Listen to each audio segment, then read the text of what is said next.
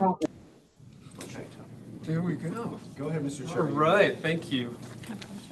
All right, we're going to call this meeting to order, the meeting of the Architecture Review Committee, Monday, April 20th, 2026. Roll call, please. Member Dillon, Here. Member Castro is excused, Member Roseman, Here. Member Thomas, Present. Vice Chair Walsh, Here. and Chair O'Donnell. Here. We You have a skipped. quorum. Oh, You skipped. One Charles, very I important missed person. Mr. Very important. Mr. Elliott. sorry. Here. Thank you, we have a quorum. All right, It's not thank you. personal. Can we have a report of the posting of the agenda? The agenda was available for public access to the City Hall exterior bulletin that the planning services counter by 6 p.m. on Wednesday, April 15th, and 2026, according to law. All right, thank you. Acceptance of the agenda. The Architecture Review Committee will discuss the order of the agenda, may amend the order, note abstentions, and request consent calendar items be removed from the consent calendar for discussion. There are no consent calendar items, so we will move on to public comments. This time has been set aside for members of the public to address the Architecture Review Committee on the consent calendar or other agenda items and items of general interest within the subject matter jurisdiction of the committee.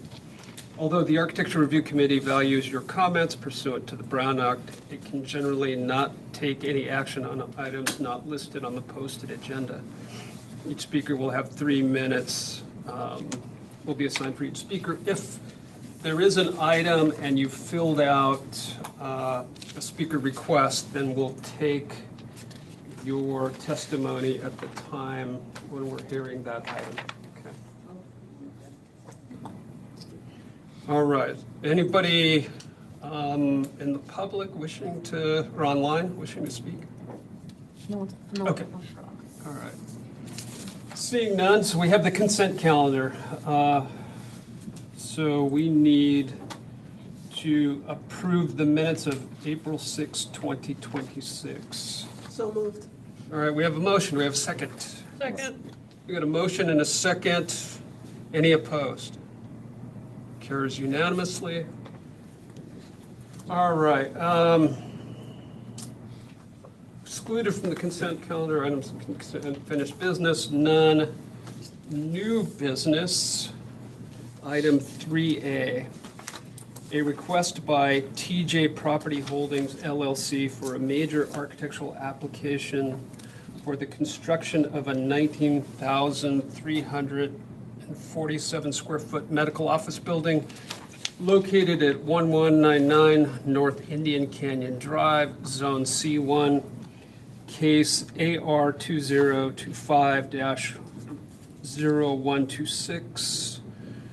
And Mr. Malacher, it looks like you're the planner on this. Could we have a presentation, please?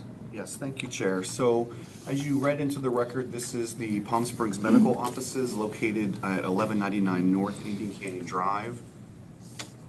The project review today is for a major architectural application for a 19,347 square foot medical office building. The ARC is to look at the building design, the colors, the materials, the lighting, and the landscaping. This site is part of what is called a disaster overlay zone.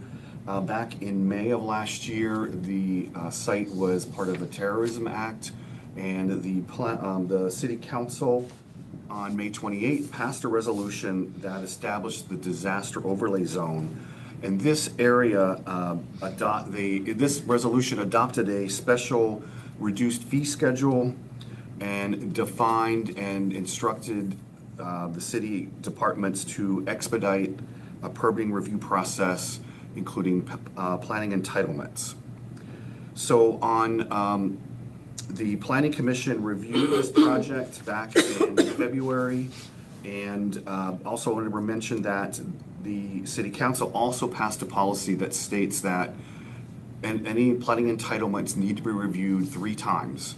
This is the second review, and this will be the last review by a city group other than an appeal process before the City Council. So we need to make a decision tonight in order to allow the project, if something should happen, if somebody appeals it, it can be heard by the city council. So I want to just state that is before you tonight.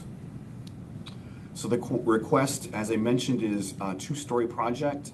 The first floor is 9,400 square feet for a surgery center, and the second floor is 9,800 square feet for the OBGYN fertility clinic.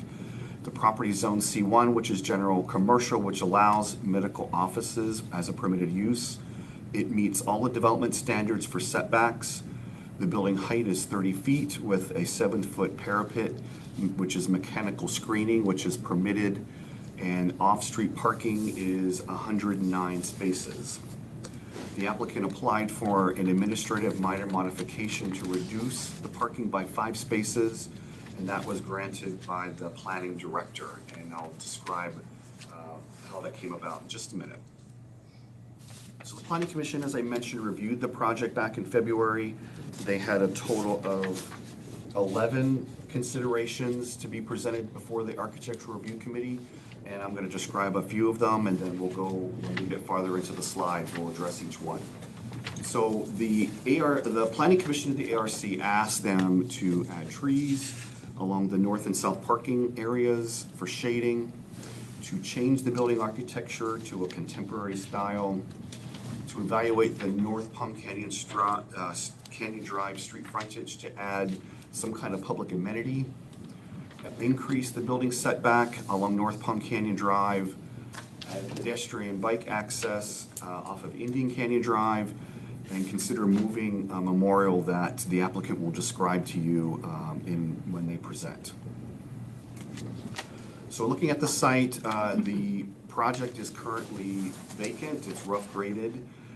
When after the disaster, the FBI came in and cleared the site and removed it for evidence purposes. And currently, right now, it is just an ungraded dirt vacant lot. The property is bound by North Indian Canyon Drive on the right, and then North Palm Canyon Drive on the left. And just to orient everyone, the Desert Regional Medical Center is on the east side, which is the right. The Kaiser Medical Building is to the south, and then the Wyndham Hotel is to the west, and then the little small Palm Springs liquor store is directly adjacent to the north. The site plan that's presented shows the building fronting on North Palm Canyon Drive. As you know, that is our main, one of our main streets, and we like street frontages to address the street itself. Staff has worked with them to add amenities and walkways and benches and so forth along North Palm Canyon Drive. There are 2 entrances to the site. One is, the main entrance is at the north part. I can't really point to it. It's at the north part, which includes a guardhouse. The applicant is very concerned about security, and they will describe as to you that later in their presentation the sensitivity of the site and the reasons why they're asking to totally enclose the property itself. Part of that security is a guardhouse that is the little box that's at the north part that's off of Indian Canyon. And when it originally came in, it was not, there was no way for someone who pulls into the site to turn around if they get stopped at the gate and can't get out. So ourselves in engineering worked with them to come up with this design where it's a one-way in, and if somebody can't gain access, they can do a U-turn and go out. When that happened, you can see a little curve in the parking lot. They lost some parking spaces that would be required, and through the AMM process, they were able to reduce it by 5 spaces, and we felt that was an easy trade-off. The driveway at the south is an exit only, so when a car goes to exit, they'll pull up and there'll be a sensor and the gate will open and let folks out. So the entrance into the site is in the middle of this slide. It faces Indian Canyon, but it will have a covered walkway, and the applicant will be able to describe the operations of how the building will work. It's done by appointments, so it's not large numbers of people coming at all one time. And in their justification letter, they gave us a sort of typical day as to how you would come into the site if you were a patient. This is the guardhouse, a little bit closer view of how that would work. There will be a manned guard. During the day, the gates will be open, but there'll be a secondary arm that will come down, and if you gain access, the arm will go up and you'll go into the site. But in the after hours, it will be, the gate will slide and will lock. One of the things that the Planning Commission wanted was a pedestrian access at this site, and you can see it at the bottom. There's a little gate that was added that will allow, let's say a employee is over at the hospital and wants to walk over or takes the bus or bikes, they'll have a fob that will let them into the site, onto the site. So before that wasn't there, and now that was a Planning Commission recommendation. In looking at the building architecture, you can see it's a contemporary style. I won't try to describe it too much, but the applicant has provided samples, which are on the table here, of the materials. I will point out that this shows the Palm Canyon side, and it shows the pedestrian amenities, which include some benches, and then a memorial statue that is in the center of the slide, and the applicant will describe that better. But I want to point out that we worked with them. Originally, the wall was and gate was at the front of right at the sidewalk. We've worked with them to push it back to make it more pedestrian oriented and more friendly to the streetscape. So this slide also shows the wall, the CMU wall, and then the metal pickets that will be on top of it.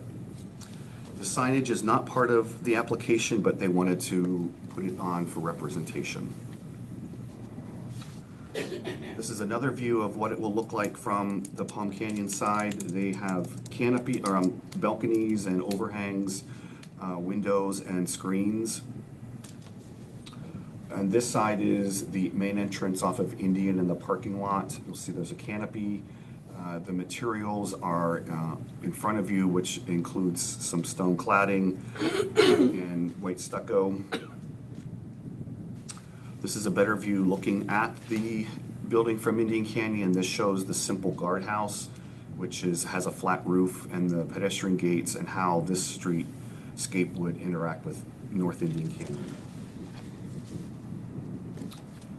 This is another close-up looking from the parking lot into the building itself, and also from a street view showing the wall and the fence. They've also added, since when the Planning Commission saw this, some decorative metal panels, and the applicant will be able to describe this. In the original landscape plan, they had date palm trees that led sort of a paseo into the main entrance. They've changed those to Washingtonian foliferas. This is where we originally started. This was the design that was presented before the Planning Commission, and the Planning Commission felt that it wanted a more contemporary design versus this Mediterranean look. So in your packets, there are building elevations showing the building height at 30 feet, and then another 7 foot for a parapet. The building requires extensive AC and cooling and venting, as the operations is a medical operation, so it does have some large equipment, and the applicant can describe how that all works. The Planning Commission was concerned about massing and how the building relates to the surrounding areas. This shows some sight lines of how the building relates to the medical hospital across the street, the Kaiser building to the south, and then the Wyndham Hotel. All of these buildings range from 30 to 38 feet tall, and this building with a parapet at 37 is consistent with other buildings in the neighborhood. This is a close-up showing the setback from the property line. It's set back 21 feet from the street curb or the edge of the sidewalk. This shows the mechanical screening that will be on the roof, and then a box that shows where the mechanical equipment will go. As I mentioned, the wall is a CMU wall with metal pickets on top, and there are samples here before you. There are floor plans showing how the building will operate inside, the medical surgery units, and then the fertility clinic on the second floor.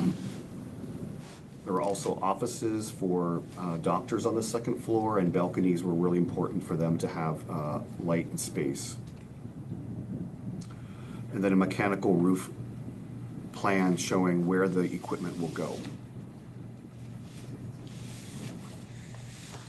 Moving on to the landscape plan, they are proposing to fully landscape the site, including shade trees, which are on the north and south, which are the top and bottom of these slides. This was added based upon what the Planning Commission recommended. And then also on the left, which is the side that faces Palm Canyon, adding different decorative pavers, pavement benches, and enhanced landscaping, which is shown in this slide here. Obviously, the ARC may have comments on landscaping, and they're welcome to hear them. The guardhouse, as I mentioned, is a simple structure, and the trash enclosure is fully enclosed. There is a lighting plan that conforms to the City of Palm Springs outdoor lighting standards. Our recommendation is approval of the project because it meets the development standards and all the findings can be met. As I mentioned, the ARC will need to make a decision tonight, and there are several things that you could do. You could approve it as presented. You can approve it with conditions. The project is moving through or about ready to be put into plan check for building permit. So there is time to make revisions. So if you devise a series of changes, the applicant is here, and we'd like for them to say, yes, we can do that, or no, we can't, and then we'll know where we're heading. So that concludes my report, and the applicant is here, and our landscape architect is on the Zoom. Okay. Thank you, Mr. Malaka. Questions of staff? I have one. The renderings that we just saw on screen there, that is what the Planning Commission saw No. before trees were added? This is what the Planning Commission saw, Okay, The Mediterranean. and this side. okay. So you notice in this side, there's no benches or anything that faces Palm Canyon. It's just a Yeah. wall, and it was not very inviting. Yeah. Additional questions of staff? There was a public amenity, I think, that was requested, and that is shown on the sidewalk on the Palm Canyon side, correct? Okay, could we look at that in plan? I just was. Well, the actual, what it will look like is not determined yet. It would need- Wasn't it on the landscape plan? Where it would be located? Yeah, Yes. I think it's just a monument marker for placement, though. I see. Let's get to it. So it's this circle here. Okay. Oh, So basically FPO. okay. Thank you. I don't know what it will look like yet, but they'll describe it. Mr. Malaka, can you take us through how parking's calculated on this project? Yes, so if we go, I need to point to the staff report because I did not put it on a slide. No, please. So on, page is it?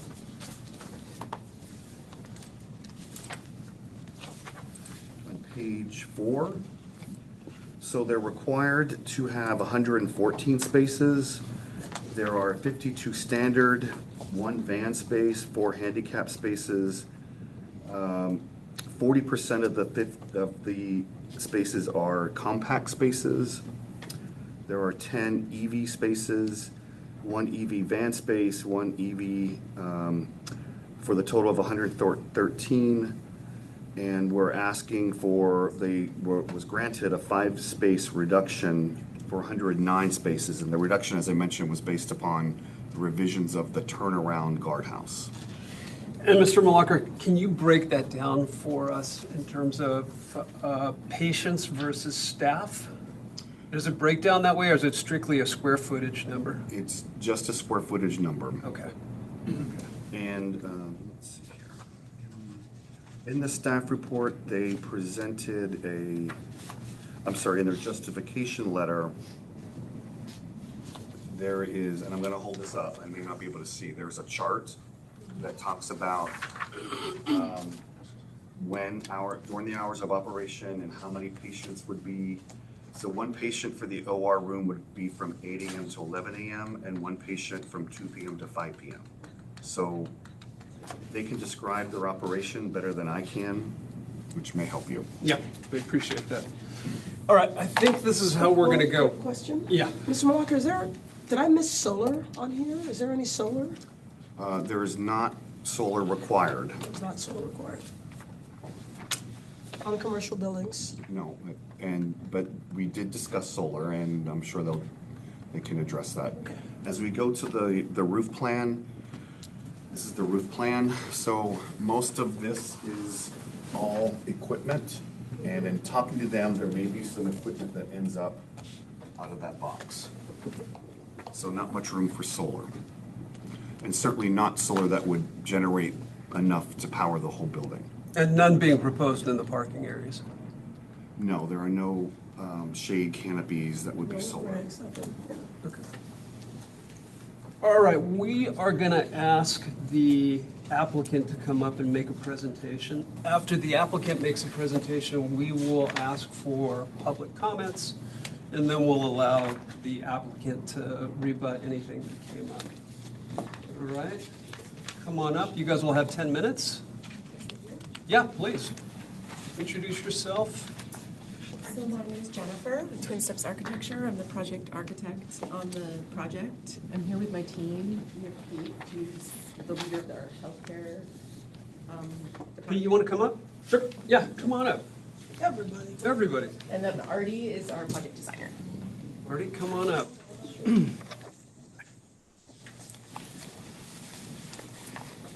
So a key element of this site, which I'll start with, is the concern the doctor had of a situation happening again, which happened in May, which was a car bomb driven into the building. So to mitigate these concerns, we've surrounded the site with the fence and pony wall. And then if somebody... Can staff bring up the site plan? I think it just will help.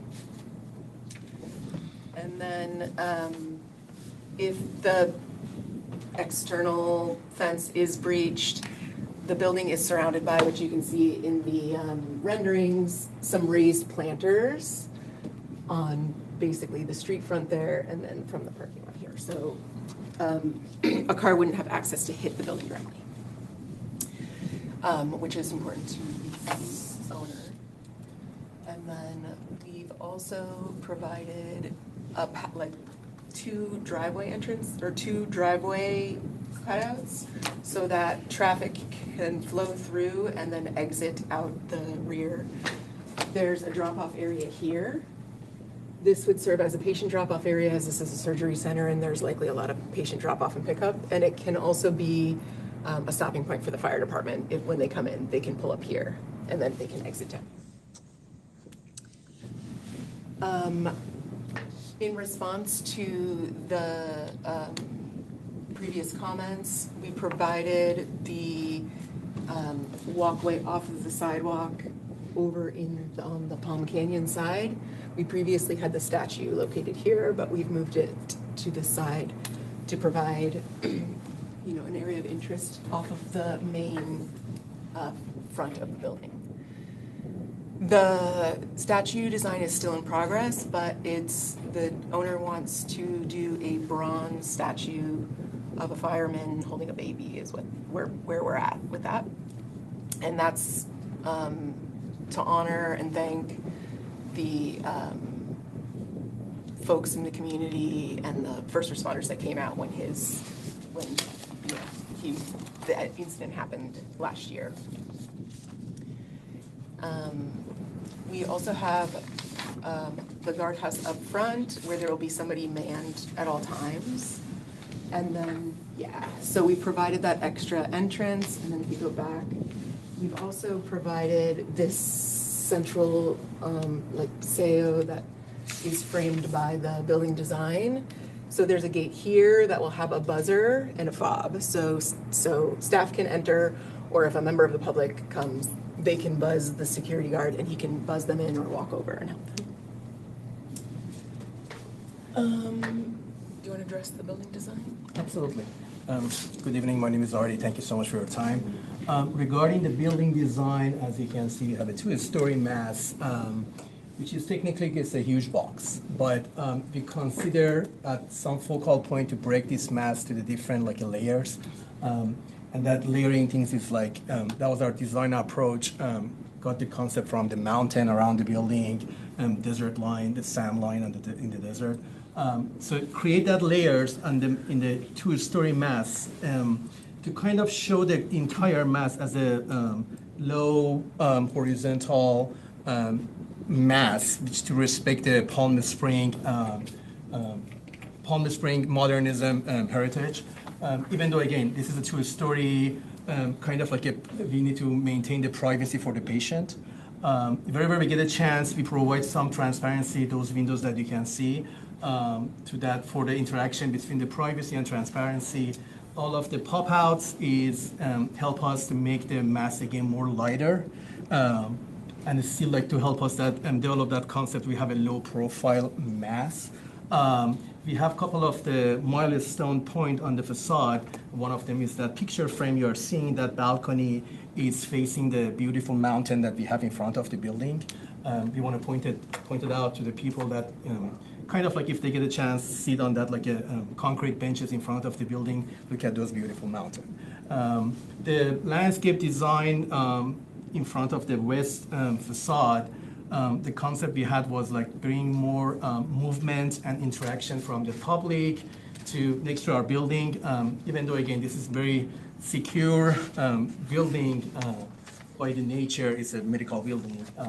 But we use that opportunity to invite more people to be just next to our building and have that interaction between people and the building. Regarding the material, we use the desert palette, a light colors that you can see in Palm Spring. The main building is going to be a white stucco. We have some accent colors on the sides. Same material, it's still stucco, but we have an accent color on them, which is more light beige. And we do have on some areas we do have some stone tile. We have the sample here.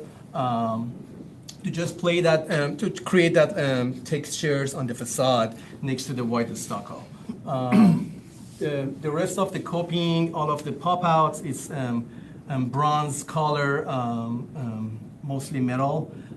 Even though on that metal screen on the roof for the HVACs, we thought about it as another layer on the top of the roof. Even though we maintain that clean horizontal line for the entire building, we thought that a break and layering on the mass is going to help us to create that movement on the facade. Do you have any questions for me? I think we still have time. To reiterate what he said about the windows, so this is a surgery center on the first floor, so there's limited opportunities to provide windows. The doctor requested no windows into ORs because of glare and other issues that can happen with a surgery. We did provide some of those lower windows, which is the PACU area, so recovery after surgery, there's some natural light into that area. But generally, we were limited with the allowance of windows there. But upstairs where the fertility center, it's a little bit more forgiving, so we provided windows to almost every room, every exterior room, which is good for his, except for on that side where his OR is and his fertility clinic, like the fertility actual center, the lab. Yeah, the challenges with a healthcare project like this, with the surgery center and a fertility clinic in the same building, there are a lot of very large square rooms, rectangle rooms. We've got a pre-op, post-op room that's a huge rectangle room that's only services to have visual control of the patients.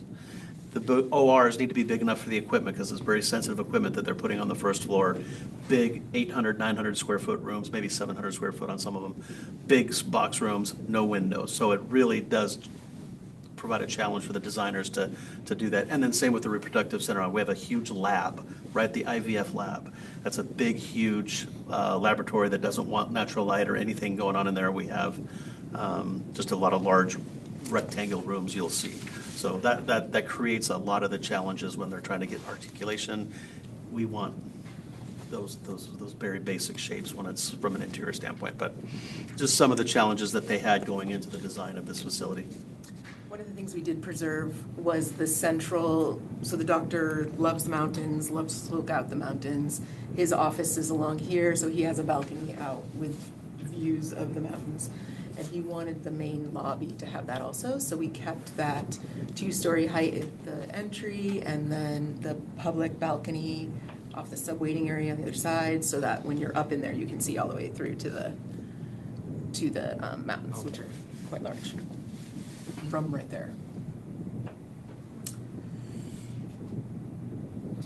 Do you want to talk about the operation and the number of patients that are? Sure. So the table that I provided in the justification letter represents, let's say, like a busy day.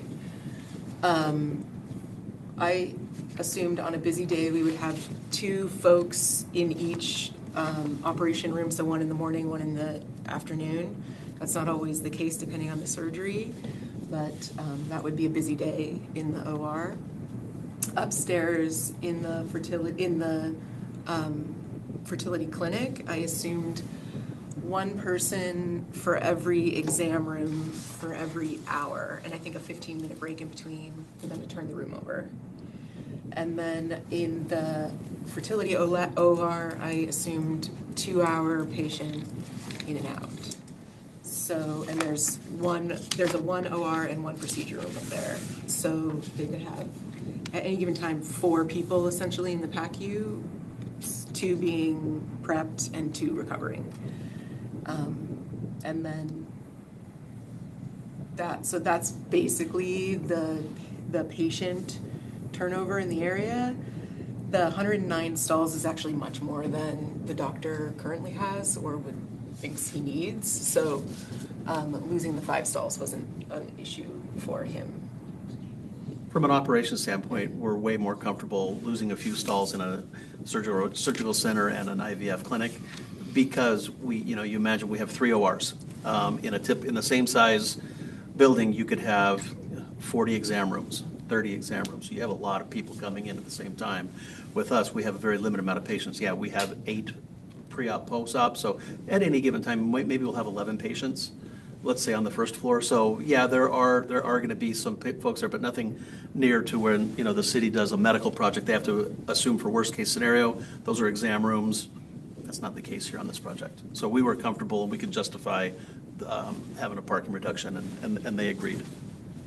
And some patients are dropped off and then picked up after their surgery. Yeah. So a friend isn't necessarily parking and waiting. And employees? Employees, so I think we had 6 employees upstairs and possibly 8 downstairs, depending on how many surgeries are happening that day. So very limited number of employees. There's just one, it's not a 24-hour facility, so there's just one, round of. Yeah, 1 shift. 1 shift, yeah. Yeah, there are slightly fewer employees. Let's say if we were to compare the 2 medical uses slightly, maybe not significant. It's the real savings in parking numbers is driven by the patients. Parking, staff similar, maybe a little bit, maybe some fewer, but. It was receptionists, a few MAs, some facilities folks, and then the doctors. Do you want your landscape architect to talk about the landscaping? Can we bring him in? So Brandon is from CDR. They are landscape designers.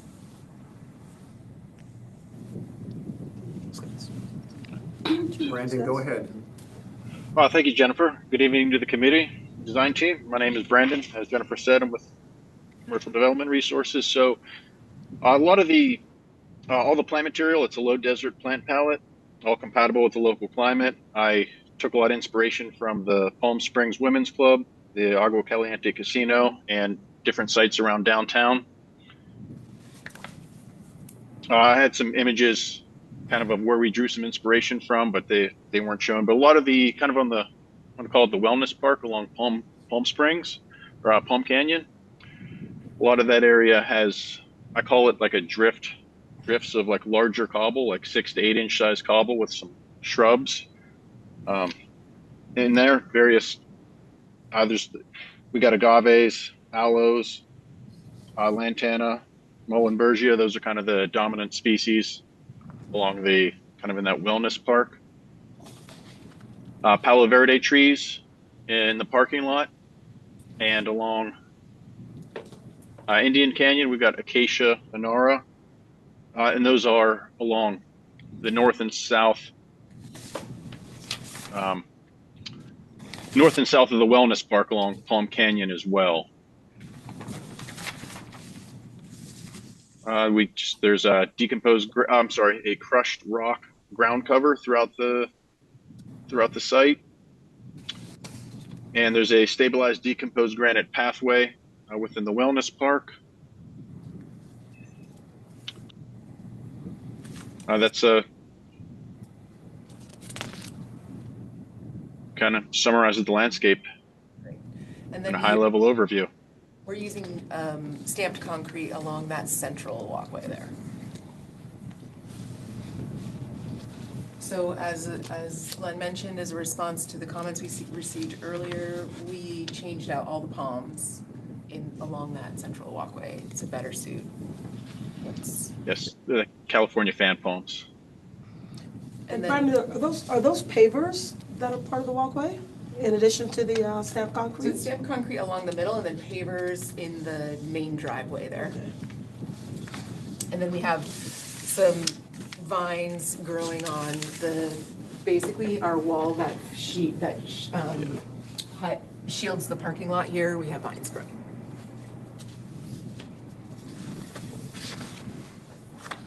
All right, so with that, we're gonna open it up to questions of the applicant.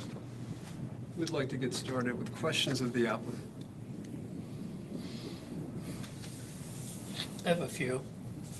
Can you talk a little bit about, if you can pull up one of the elevations, maybe the Indian Canyon elevation?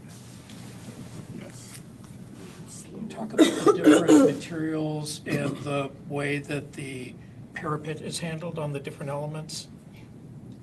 Where we've got white stucco on this side facing us, doesn't appear to be any sort of cap to that wall. And Jennifer, next you to can it, there's come some over here. tile You that can doesn't stand look like over it here. has any either, but on the end of the building there is, and on the larger element on the right-hand side, there's a pretty prominent one. So on this side that you question, we do have a coping which is the same color as the stucco that we have. Okay. But we didn't, because of that metal screen that we have as a final layer on the roof, we didn't provide another coping that we have here. And the main reason for that, again, by this like a picture frame that we have, we break the two-story mass into the two different kind of like a level, kind of like a lower profile mass. So on the tile portion that's right, Here. yeah, what's on top of that? On top of the parapet. How is that The tile capped? is gonna go all the way. So it's What just, coping is on top of It's, it? again, it's a match, again, it's a metal coping, those like 4 inches, we're gonna We're paint just it to not match. seeing it that- here. Yeah, we don't want it bold. So on this side, on the It's left supposed side, to we don't want match. it bold the Right. coping here. And our design intent was to make the parapet on the other side bold, because we don't have a metal screen behind it. okay.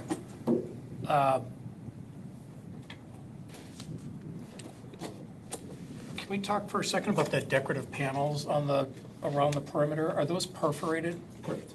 They are. They are. Okay. Are there any blast-resistant materials being used in the building, or is the protection purely the block walls at the street and at the building? So the perforation panels is, we have 4 total here. No, that's fine. The blast. I got the answer I wanted for that. That's you. I'm talking about the protection. generous. It's the CMU and the planters that are. Okay, so yeah. there's no blast-resistant material or glass in the building, it's all just regular construction? Correct. We tried to do the building out of block originally, but through the comments and the feedback we received from our first go around, there's too many articulations, too many changes. We had to change it to a moment frame building, and we're really getting all of our protection from the sidewalls now. Yeah. And there's bollards too, so we have And kind of bollards, a yeah. double layer there. We have some bollards that are lit, so when folks are dropped off, Sure. we have a nice lit walkway and. On this elevation, the right-hand side of this elevation, the tile, in some elevations, the tile seems to be proud of the surface and sometimes flush with the surface. On the left-hand side, it seems to sit proud of the white stucco. On the right-hand side, it seems to be flush. And then on the front of the building, the same thing is happening, where the materials are, in some instances, sitting forward of the stucco and other times sitting flush with it. I'm wondering if that's a intentional move or if that's a graphic thing that's happening with these elements. So the intent is for the stone to be proud where we can, where it can occur. And certainly, like, for example, that tower, that's more proud than any of the others. Yeah, that's sitting forward of the tile there. in What's the same difference between the tile there and the white stucco? Is it 6 inches? Is it 4 inches. 4 Yeah, inches? 4 inches. So it's just a little bit Yeah. forward of that. Is the screen that's up on the roof that's protecting or shielding the HVAC equipment, is it raised off the surface or is it on the actual roof? It's raised. It's raised? Yeah, so water can go underneath it. You had made a comment in your presentation about, what was it that you said? It's a building designed by clean horizontal lines. And it's interesting, to my eye, this side of the building seems to be trying to be vertical, whereas the south side of the building seems to be emphasizing the horizontal. And so there's two things sort of happening where the taller part of the building is reading more vertical, the shorter part of the building is reading more horizontal, and then there are these two big attachments at the end.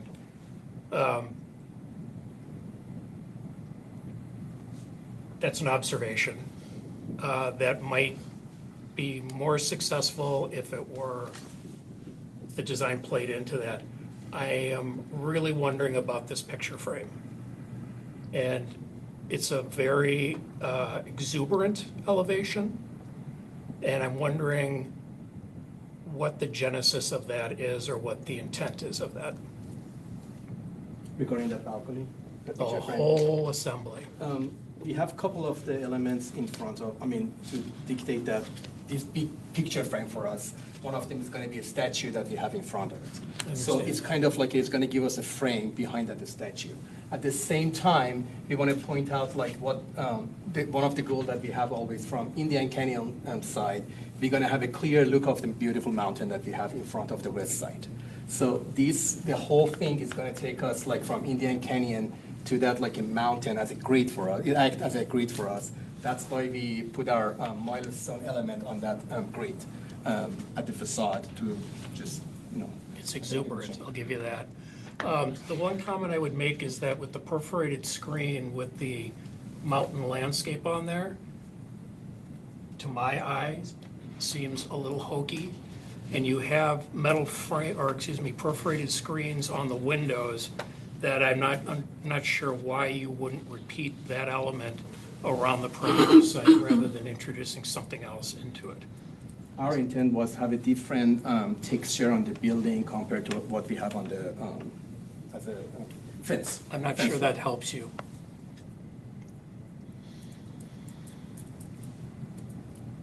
I've got more, but if anybody else wants to jump in. All right, so we'll keep moving on. If it's still burning in 2 minutes, we'll get back to you.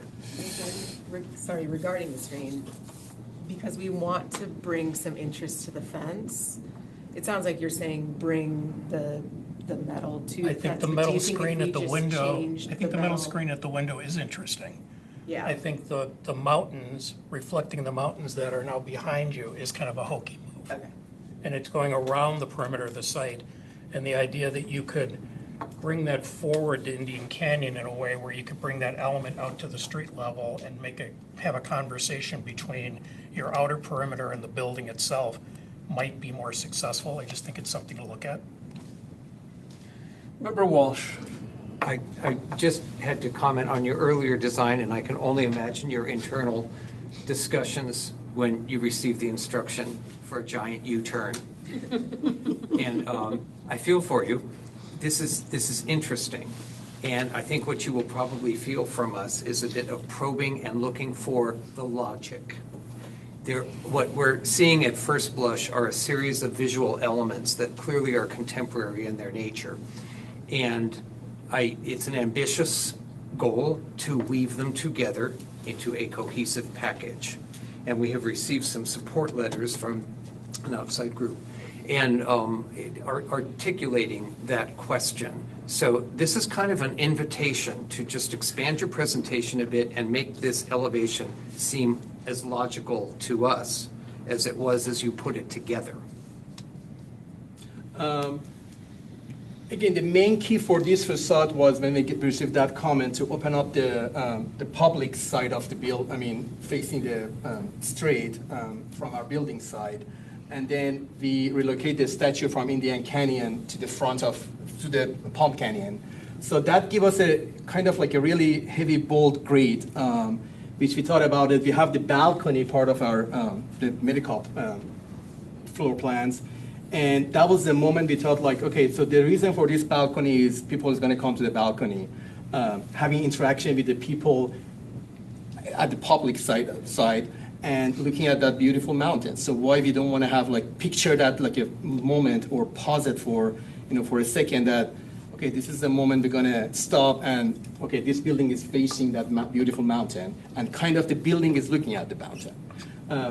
That was one of the concepts that we got from the client and we kind of developed it that way. So that picture frame idea, it came from that grades and looking at the mountain from our building side. The rest of the elements that you see here, so we had like two balcony. We connected it was like they are not connected, but we thought with the pop out and all of the canopy, we can connect this section of the building together. On the other side, because we have kind of like a heavy horizontal element here, we're gonna break it on this side by 3 vertical elements to balance the whole facade. So if you have some heavy elements on the right side, on that Palm Canyon, yeah, thank you, this is great. We thought we're gonna have a balance, not the symmetry, by those 3 vertical elements. And the rest is kind of like, it came from that concept. So, okay, we have another 2 series of windows. Wherever we have a windows, we have more detail, connect to, the reason, actually, I'll take it back. The reason that we have all of these metal panels, if I show you the floor plan, you're gonna see 6 or 7 windows on this facade. That's it. We don't have any glass section on this facade. Actually, we don't have any windows on the first floor at all. But we thought by playing with these perforation metal panels or different texture material like texture stucco, we're gonna create those windows kind of like a blend to the whole facade and have like, it's gonna repeat it and you're not gonna notice kind of like we don't have any windows on the first floor. That was another concept we have for these windows on this facade. And also you mentioned the cap piece is different on the 2 sides. And you can see in this elevation, it like pops out once it gets past the frame. So as part of breaking up the mass of this like long building, it's like we're treating the 2 sides as almost separate buildings in a way to break up that just long massing that takes up, it's about 150. It's very long, narrow. It's like 150 feet. So that was part of the attempt to try to keep it from looking monotonous. there's certainly some logic when you look at the floor plan about where office windows are, where break rooms are, where surgical suites are with no windows. And so there's some things that kind of make sense. I had a couple questions on site planning. Typically, our purview here isn't site planning. And the Planning Commission probably asked a whole series of questions. But I'm going to ask a couple on site planning because it feels to me that the Palm Canyon elevation feels like it has a lot of attention to it and is inviting. And if I were just driving by, I would think that the front door is on the Palm Canyon side. And I would be confounded about how do I get into this building. And so, Mr. Elliott was talking about some problems with some things that really announce porticos, announce entries, architectural elements that are perhaps a little confusing. I can imagine that the very early brief that you got from the client, having an office prominent on the southwest corner, was, I want to see the mountain. And I want to see the mountain then turned into the design teams putting a whole facade right on the west. And these buildings, fancy term, internally load dominated. They generate more heat inside than they ever get rid of. In a desert climate where it's compounded by heat from the exterior coming in, and it's facing west. I want to hear from the design team, did you fight to turn this building 90 degrees? Oh, yeah. Yeah, early on, this site plan was nothing like this. You know, we actually were able to put the building in the center of the site, had it pulled back towards it. It was open everywhere, and it was very important to our client to restrict access from 111. Which one is that? That's Indian Canyon. He wanted to come in from across from the hospital and limit the entrance exit. So to where we had it open and in the center, it was super, the building fits in the middle of the site. The site's almost perfect for it. But now we're here because it does meet his programmatic requirements, and this makes him, this meets his requirements. We have met his requirements on this. And even in the first design, you talked about the entry in the first. If you look at one of our original, he says, I want a Mediterranean building, I don't care, that's what we want. We took a shot at it. And one of the other comments is like, 111 seems very closed in. You got to open it up more, make it more inviting. So now we have this very inviting, welcoming you into our back door, which doesn't even have a door. So yeah, I agree. That's observant that you were able to pick up on that just from what we have on our site plan and our images, but that was the definite, if you look in the comments, I think even in the written comments that we have, that's what we had to do, make it inviting, open it up to the public, yet we can't let the public in, right? They gotta go around to the other side to come and get that. So it's programmatic, and yes, the client asked for it that way, and he has his balcony and the other doctor group has a balcony and they're looking out there. Important for the public to come in from their side and always see those mountains as they come into the two-story lobby, walk up on the second floor. It's a fishbowl conference room, and you can walk right on out into the on the balcony and interact with the people that can't get in from that side. But it is a controlled setting because this isn't an urgent care. People aren't showing up out of the blue. You have an appointment and you need to be there and you have a time to be there. And so it is inviting, but we're not inviting anybody in. Also, the length of that Sorry. facade.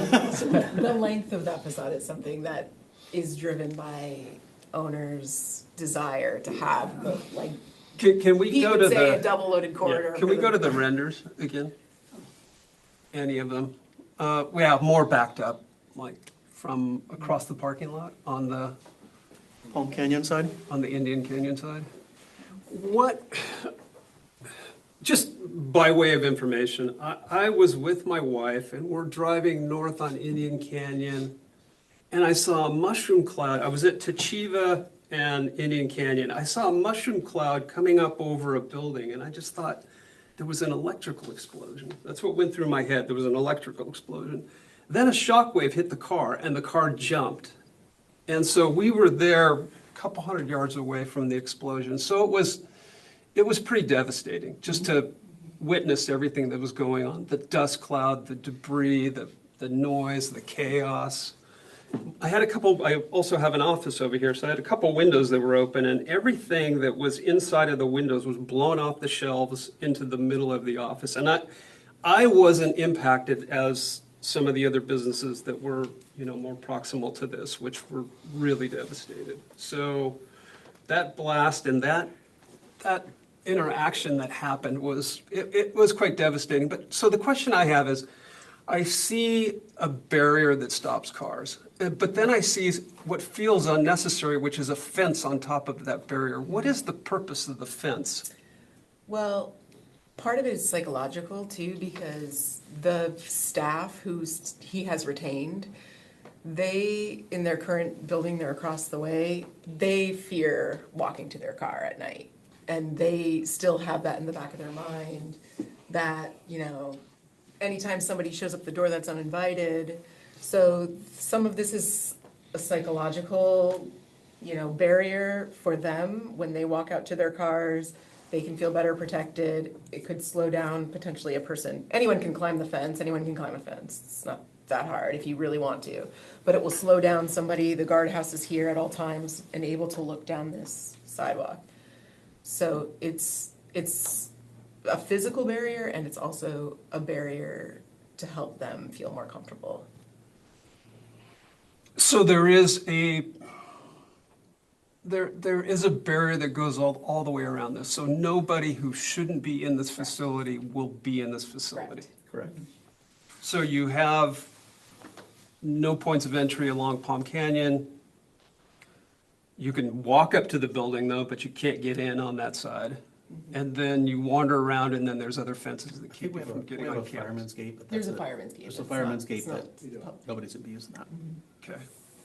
And the address is Indian Canyon. So if you're using, if you're coming to the building because you have an appointment, the address is along Indian Canyon, so you'll sort of logically go to that side. Member Roseman, any questions of the applicant?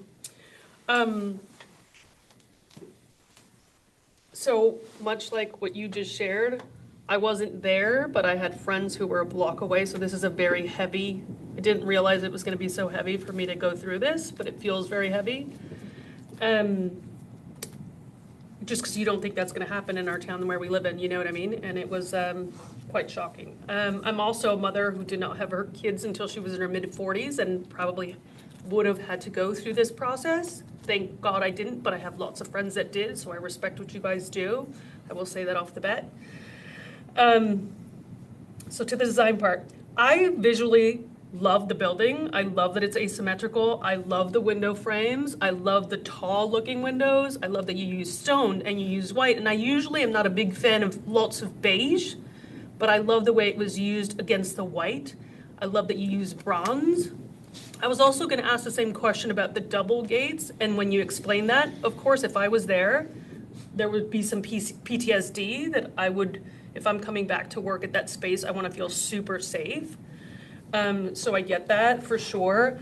I think the only comment visually when I see it, if we can go back to, it's almost like I feel like the picture window should be on this side. And I love that. I think it looks great. I don't know that it needs to be open. I don't know that it needs to be a balcony where people can look out. Could it just be a window? Because it's essentially people walking down the hallway, right? Are people really gonna go outside? But I love the facade of that. I love the colors. I love the stone. I love the white. So I almost love, I love that picture window so much that I would put it on the front of the building where people are actually walking in. Yeah. I like a The lot of balcony the. is a program requirement from the doctor. Okay. He expects people to go out there. He has his conference room right there where they will have conferences and then they Okay. will go out to the balcony. And actually, we kind of did that one. If you go back to the Indian Canyon also, I mean, because of that giant canopy that we have in front, because of the interaction from outside to inside and that, between the natural light and the shadows, we do have that picture frame here. Yeah, That's the canopy. it's just not as pronounced as Because the it's other recessed, side, you're right. right? It's recessed. And I also was not a fan of the stone planters, but then I saw the size that you're using and I really like it now. Yeah, I mean, I think it looks like a hotel, but it's a hospital. I like it. I don't really have much notes except I liked the pronounced pop out of the frame. Visually, those are my, yeah. And I think that it's smart to have the double sort of gated for safety and for people that are gonna come back to work there to feel like they're safe again. Because even though we haven't been there and we weren't there, they probably have some trauma that, going back to that space, and that's gonna feel safer to them. And I think that's a good decision. Member Elliott. Yeah, so this is probably going to be, well, I'm a landscape architect, so this is going to be, now you're going to hear landscape discussion. So listen up, Brandon, because this is going to be for you. But that side that we were just looking at, when we're talking about the mountain and we've got this public amenity, it seems to me like you're missing an opportunity there to use really large landscape boulders, not only for force protection, but to have that be a literal and not so literal reflection of the mountain. So I think that would become a lot more successful space if you used more natural materials there, which would also have the benefit of stopping a vehicle that was trying to do the building harm, even if it's a building that got hit by a car that got hit by another car and ended up in your building, which happens all the time. Right. So that would give you, because when I was looking at the renderings, I saw some rocks in there, but not enough, in my humble opinion. That could really make that side feel. And I know your inspiration, you said, were some elements within the city that take great advantage of large rocks as part of that landscape character. So I think that, you have the opportunity here. I would really suggest you embrace that and use it to your full advantage. And I think you could probably even do the same thing on the other side. You have far less space, but there is room to do it there. On the Palm Canyon side now, there was some wall materials. And again, I agree, the fencing with the little mountain motif doesn't really appeal to me that much. I would pick, again, I would do exactly what was already suggested. I would bring a piece from the building down to there, and that works a lot better, cleaner, not so on the nose and literal. If we go to the other side of the building, though, where there's the pedestrian entry points right there, it looks like you have breeze block in addition to CMU, in addition to wall panels, in addition to vertical pickets. I don't necessarily understand all of those materials and how they interplay with the pedestrian experience. It feels like too much, and the colors seem to clash to my eye. So I think that could use a little bit of resolution there. Like, maybe you don't need the breeze block. Maybe there's another way to handle that. It's just maybe one too many elements, or maybe you have two too many elements and you just need to edit a little bit there. I'm not seeing the trees in this image, but I understand they're there because I can see the site plan. And the city is asking every developer and every project for shade, and we're giving them acacias and palo verdes. Oh, we've got to give people shade. We need big shade trees, not little flowering accent trees. So please, please reconsider your tree species that you're putting in the parking lot and give us the shade that we're literally dying for, okay? Because it gets hot here. There's a row of palm trees that goes right down your center spine where you're basically inviting pedestrians and you're giving them nothing but like desolation there. So I would put shade trees down that middle spine. I would put bigger shade trees in the parking lot and save your accents for that fun little pedestrian space. that could have a lot more rocks. And let's just put this entire side of the building under a canopy of trees. And that would also go a long way, I think, towards resolving some of the other issues that are happening with its relationship to the street. That's it. Yeah, members, it's a good discussion that we're having. Let's limit, any further to questions of the applicant, just so Okay. we can get into our discussion Sure. and we can allow the public to speak as well, so. Brandon wants to respond Hey. if possible. Okay. Brandon, go ahead. Hi, yeah, thank you for the comments. I just had a few questions. When you said large boulders, what was your idea of a large boulder? Like Volkswagen Bug, something in that. Oh, okay. Large. Okay, because I showed 2 foot to 4 foot boulders, and so you were thinking even larger. Yeah, a mix of them. 6 to 10 foot. You could have some in there that are that large, but then also, a mix of smaller ones, for sure. Understood. Okay, I will go look into that one. Along the Indian Canyon, so the materials and everything that was, I can kind of let Jennifer talk about that one if it's needed. But as far as the shade trees go, so when I walked around town, I saw tipu trees everywhere, and from my understanding, they got aggressive roots. They rip up pavement. They're very messy, and just going around town, I saw Palo Verdes, I saw a couple of acacias, and the tipu trees. Those were the dominant species I saw everywhere. Do you have a recommendation for a larger shade tree that performs well? I would say a Quercus virginiana does well here. That will give you deep roots. It will give you pretty fast growth. It will be evergreen in this climate, and it will get to the size that we're talking about. Okay. Yeah. Part of the direction I got was trees are messy, as and to try to get as little mess as possible, and so Messier than a Palo Verde, I want to know, but. yeah. They were, yeah. That was just one of the most dominant species I saw around town. They're great. And so you were also suggesting to add trees along that main pedestrian corridor where the palms are.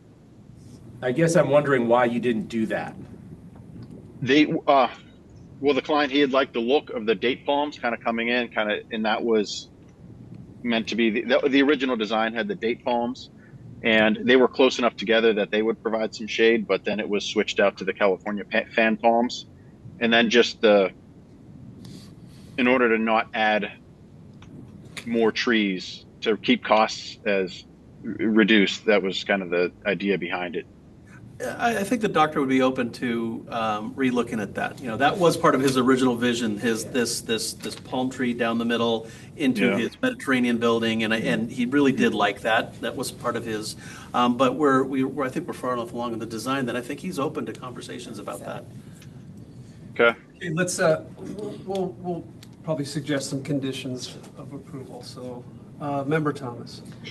Got it. Thank you for the comments. Not being redundant, I would agree with, my comment was around solar control. I agree with Member Roseman that the building looks really beautiful and it's a marked improvement from the original designs to planning, so I applaud you because that's a pretty significant pivot. But when I look at the Indian side, I feel like all I see is parking lot. And you have a beautiful building that's just recessed and all you see are parking spaces. So I know that the conversation around trees is happening, but I would really encourage you to think about solar control because you're open all year long. And staff's gonna be in that building all day long and then they come out to their cars. And in the summertime, it is just brutal here. So trees, soft shade, maybe even solar shades, under cover, you can do something really creative around. Just give some thought to solar control. You know? And I think what we'll do is we'll provide a better rendering also, a little more realistic. As an architect, we want to show you what the building looks like. So we don't want to get all the trees out of the way. So you can see, like you said, the plan, you looked at the floor plan and, or the site plan and you can see all the trees, but maybe, maybe we add some more of those trees and we do a little better job of the rendering and. I think it would enhance the architecture. Okay. Vice Chair Walsh, questions? I have nothing else. Okay. All right, well, we thank you, guys. Let's get into public comments. Yeah, could you all have a seat and we may Sure. have to come back up, I'm not sure, but thank you. Okay, Chair, we have Sydney Williams to speak for public comments. Welcome. Hello, Chair. You'll have 3 minutes. Okay. Hello, everyone. Good Hello. evening. Hi. Hi. Hi, good evening, everyone, and staff, too. My name is Sydney Williams. I'm the former curator of architecture and design at the Palm Springs Art Museum. And currently, I'm active in the Palm Springs Architectural Alliance, founded by Deborah and Richard Hovell, and Dick Burkett and myself. And one of our recent projects was publishing the Palm Springs School, Desert Modernism. I think you have the book. Authored by Alan Hess, with essays contributed by other authorities, including Ken Lyon. The mission of PSAA is to steward good architecture into the future. We celebrate our architectural legacy, but we also seek to ensure that Palm Springs continues to be a beacon of excellence in contemporary architecture. As you know, architectural tourism is a significant portion of our economic success in this city, and especially during Modernism Week. This brings me to the first item on your agenda, the American Reproductive Center. It is certainly understandable that after the tragic demolition of the facility, there is a need to move ahead with design and construction.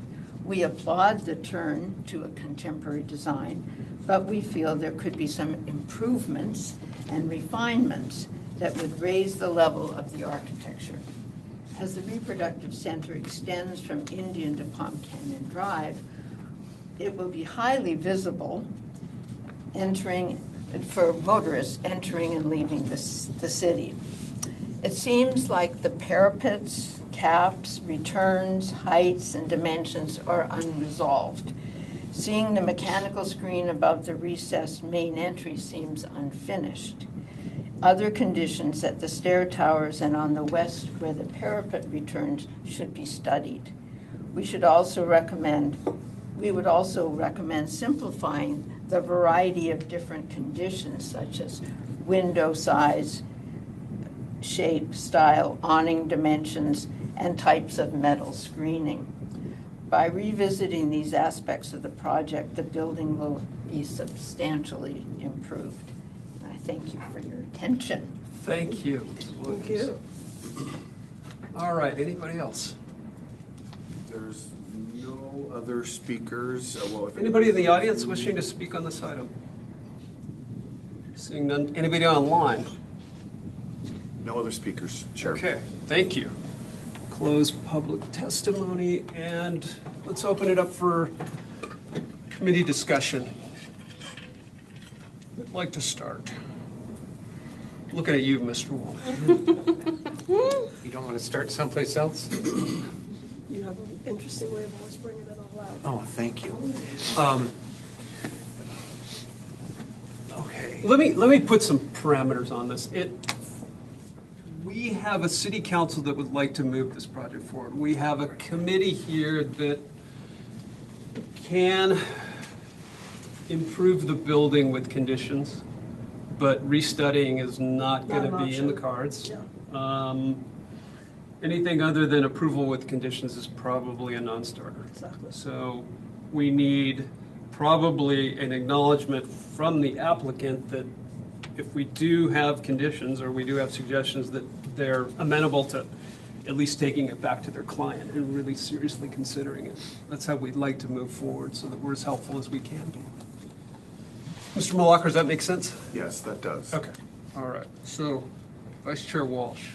It is frustrating because I think a building like this both needs and certainly deserves a level of study. And as an architect, we know it is there isn't a shortcut, and you get rewarded by the amount of time and effort and discipline that you put into an exhaustive study of a building like this. So I know, we are charged with moving this along efficiently, effectively, but that is a tall order that seems a little bit futile based on the building size and nature that I see here, and the elements, the programmatic elements that have driven this process to this design are huge and critical. It's not a loose wish list. This is like you got to deliver on these basic functional successes of this building.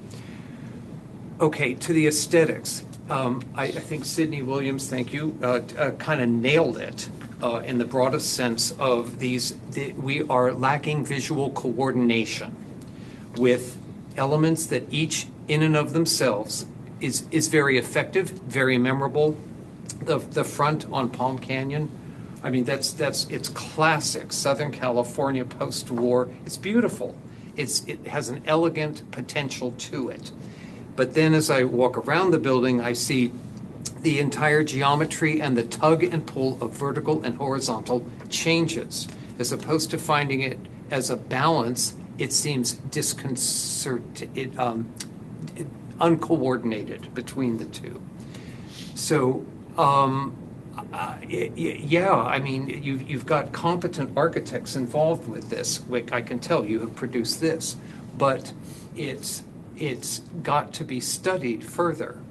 And I just don't think there's a shortcut. And, what do we all come to agreement of, like, yeah, another 6 weeks of elevational exercise, just as you have done with respect to the floor plan, carefully. The other thing is, I think if this landed on my desk, the first thing I would do is to, much of the effort of these elevations have gone into disassociating. You're bringing order to the elevation that doesn't exist. There are inconsistencies in the floor plan. What if you just drew what you got round one when you expressed these plan issues in elevation, and start from that as a more solid, grounded route, and let the building fall into place around those things. It would be an interesting exercise. You probably did it, but that's what I would recommend. And with that, I'll stop talking. Okay.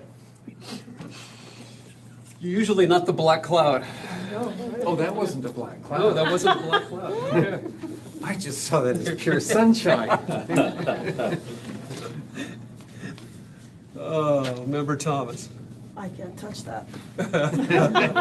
It's not a song? It's really, it's difficult to offer feedback. This is where the process gets really challenging for me. Because they've gone through planning on a couple of occasions. They come to us, we have to green light it or say no, and then they'll appeal it. And yes, I think the building has tremendous opportunity. I think the round that we've seen tonight is really wonderful and has some opportunity to be improved. But, 5 is already challenging, 5 rounds, now we only have 3. So, I mean, I'm stuck between somebody that's usually on the other side, and I have tremendous sensitivity for the client who's gone through this process, who also has a client that they're dealing with. And I just don't know what the healthy balance is. I don't want to yank people around, but it does feel like the architecture could be improved, and I just don't know that we have enough time to do that. And so I don't know where that puts us. It's about as ineloquent as I can be. Thank you for that. Member Elliott? Well, I mean, I kind of already laid bare what I think about. I mean, I think there's some missed opportunities here, but I think conditions could probably help resolve that. So I'm not, from that standpoint, I think it's workable. Do you have a list? Yeah. Some of the salient things that you said were reduce the number and types of fence down by probably 2, eliminate 2 types and just get it to something that's more consistent. If we can stay at that level, I think we can get some kind of cadence and rhythm here that then they can go off and running and, you know, push and pull as much as they can. Well, and then the other question becomes, I mean, it's one thing if the architectural team that's here is interested in doing that versus, it sounds like they also have a very, shall I say, a client that's very clear on what their Clear, needs are. yes. Yes. And I think that's an interesting push-pull as well. Yeah, well, I think it would be easy to generate a list of conditions from a landscape perspective.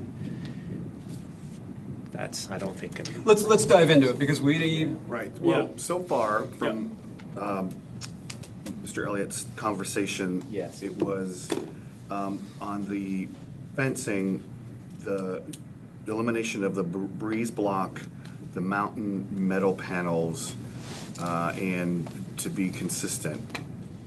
So I understand that. Sure. It's got like 4 elements going on. I It's think got he was too many trying- elements, yes. Yeah, I mean, I think just the CMU wall with the pickets on top is really nice and simple and understandable, and it You agree to that? gets the job done. Shaking their head. Good deal. Shade trees, more shade in the parking lot, shade trees in the parking lot along Indian Canyon. Yes. Well, go to the east side Yeah. render. Yeah. Yeah. Ugh, Yeah. right? I mean, I'm already hot. Yeah. I'm hot, yeah. That's all I can, that's all I can see when I look Yeah. at this. So, yes, I mean, if that were just covered in a green tree canopy, it would feel a lot Huge. better. Mm-hmm. And I wonder too, the client doesn't seem to be too worried about parking. Maybe there's room to take a couple more spaces and get more tree islands. I don't know, just throwing it out. Do you think city staff would be amenable to that? Yes, we would. Okay. Make it a, Condition. we're starting a running list of conditions. All right, so add then 'em. I would take, I'm just gonna go for it, let's say 5 more parking spaces and divide those as you can to get more trees into the parking lot. But Glenn, was there ever discussion about covered parking? There was, Where'd that go? the- Cost? the applicant did not want to do covered parking, right? Carports, yes. Right, so we discussed covered parking, we discussed they added the diamonds on the ends of the north and south for tree wells. I don't want you to think that we didn't bring these things up because we had. Sure. And then you also talked about adding rocks and boulders along the North Palm Canyon side. Large, yes, And large. I think Brendan heard that. Yes, I think he did. And I think that you're creating like a little Murray Canyon-esque park over there. That would be the great spot to see the foliferas over there where they might feel more at home and where they're not necessarily trying to provide shade all by themselves, right? They could be part of a mix of Palo Verdes and acacias if we have to, and even more other big shade trees, which Right, and Chair, that's all I have for landscaping. Have more? there could be more. And it would also enhance some privacy as well. It would create a very pedestrian-friendly, special place in this important place in the city, where people can gather and feel comfortable, which would be great after what happened there. The other thing I would say is, there's 1 gallon barrel cactus on the planting plan, which is gonna be the size of a softball for like the next 10 years. So I would say that either don't use that plant at that size or upsize and have the minimum size of all shrubs and ground cover be 5 gallon with a mix of 5 gallon and 15 so that there is something there and Okay. soon. That's all I had. That's it? Good. That's Good it. man. Yeah, All right, that's easy. yeah. Member Roseman. I don't have any conditions except for the fence. I agree with you on that, the mountain sort of thing. I think that removing that and making it clearer. Just some clarity from John and, do you, so they can hear this, do you feel like if you had more, I love the fact that it's asymmetrical, which is very weird for me because I love symmetry. So is it bothering you that the facades are asymmetrical? Like there's too much? Do you want them to be sort of more symmetrical? They need to come from the same family. Okay. And one is hugely emphasizing verticality, and the other is horizontal.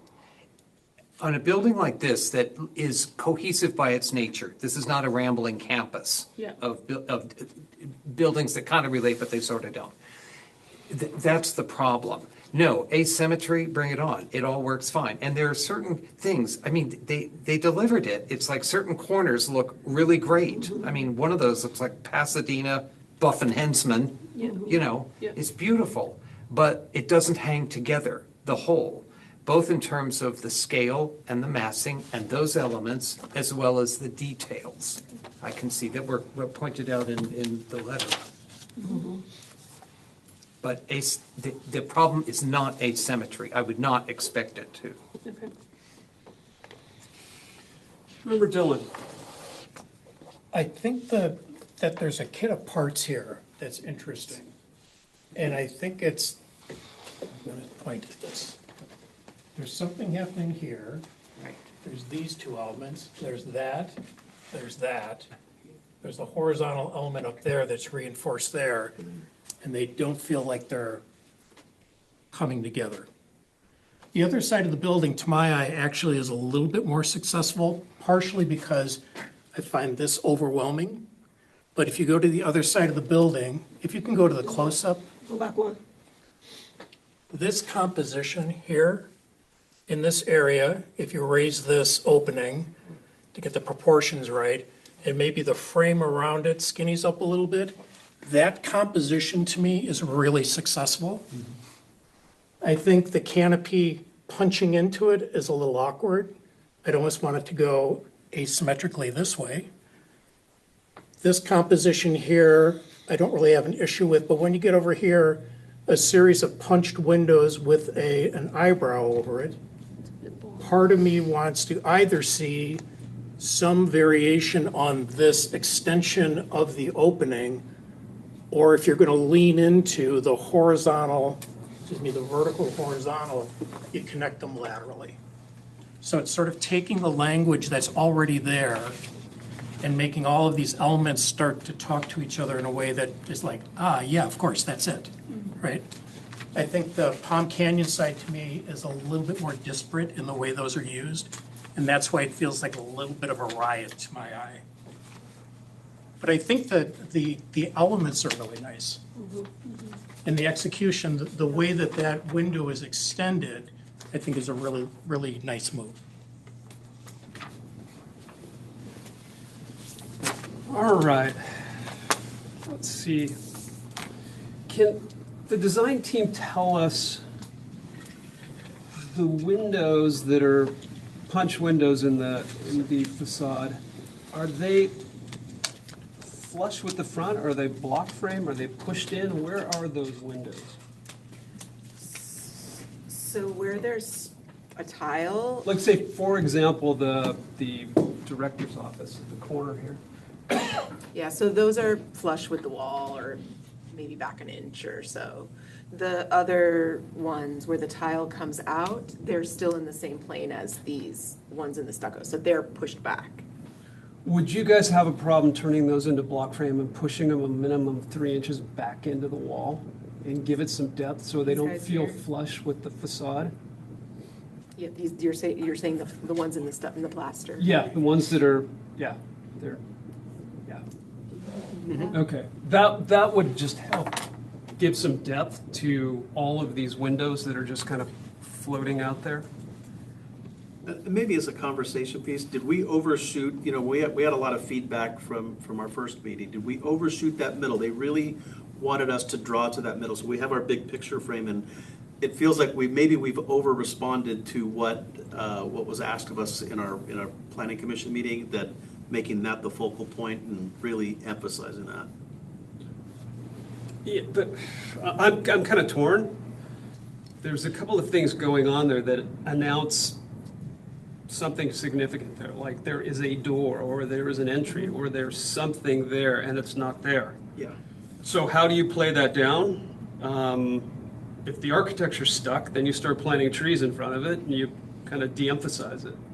Right? If the architecture's not stuck, then maybe the bottom battered piece goes away, and it's just a couple of wrap-down pieces, or maybe this whole thing pushes up so that it's at the level of the balcony up above, and it's just clear that there's not some kind of secret entry behind these walls. Maybe just pushing it up, because I think it's fun and it's whimsical. It feels like it's just fun. I feel like it feels very Palm Springsy. I wouldn't get rid of it, but I think maybe raising it could look really, yeah. So you don't have so much tile underneath, and it doesn't look like you can walk in. Yeah, so if you guys just take a swing at how do you recompose that so it doesn't have the emphasis that it does. What is going on in that space? I have not been clear. So- It is the owner's office? On the first floor, at the picture frame, Second floor picture frame, what's happening? that is the continuation of the lobby from the other side all the way through. It's a through lobby. Yes, so I see west and I see east when I stand up there, right? Correct. Okay. And you can go out there and have a cigarette. When I first looked at it, I thought, I couldn't figure out what was happening at the bottom. Did that frame express at the bottom, or did it just drop? So on the first floor, yeah, we have all of our surgical rooms, right? Yes. But on our second floor, we walk up the main lobby, and it's a through lobby all the way to the other side. Yes, yes. Well, that's the grand center of the universe in that building. Yep. So you have to kind of make it all. Can we go be back to consistent. that west facade?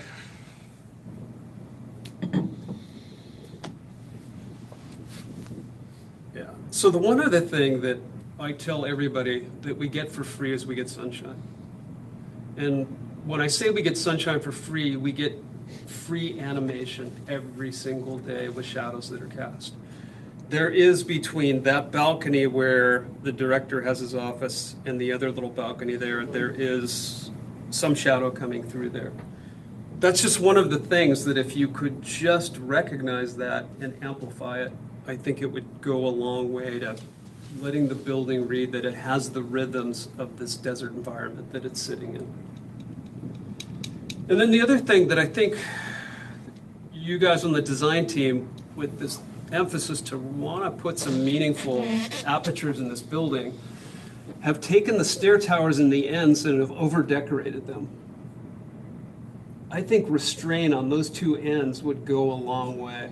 There needs to be some quiet repose in a building that has so much little tension items going in. And I would suggest, and if you guys agree, just take those windows out of those stair towers because they're just really overemphasized. So the frame, so the window itself, the stairs are actually unconditioned, open to air. So the window is functional, or it's just allowing airflow through, but we can remove the frames and Yeah, just, have I them a would little bit quieter. de-emphasize them somehow. Yes. Just so it's not another thing creating attention to itself. Member Walsh, it sounds like you're not in agreement. I do not lead to that as an improvement necessarily. I sure draw it, but I think that you have committed to this element of these frames, of these two-story frames. And they need to be used judiciously, but at the same time, those stairwells can be sculpturally interesting and anchoring to the building. I don't know, I would not necessarily do that. Okay, we're gonna have multiple opinions, but there is a little bit too much emphasis, vertical emphasis on those that is expressed in the facades in certain areas. And there could be an element there that just is quiet restrained, but did provide some ventilation and light and whatever else you need in those.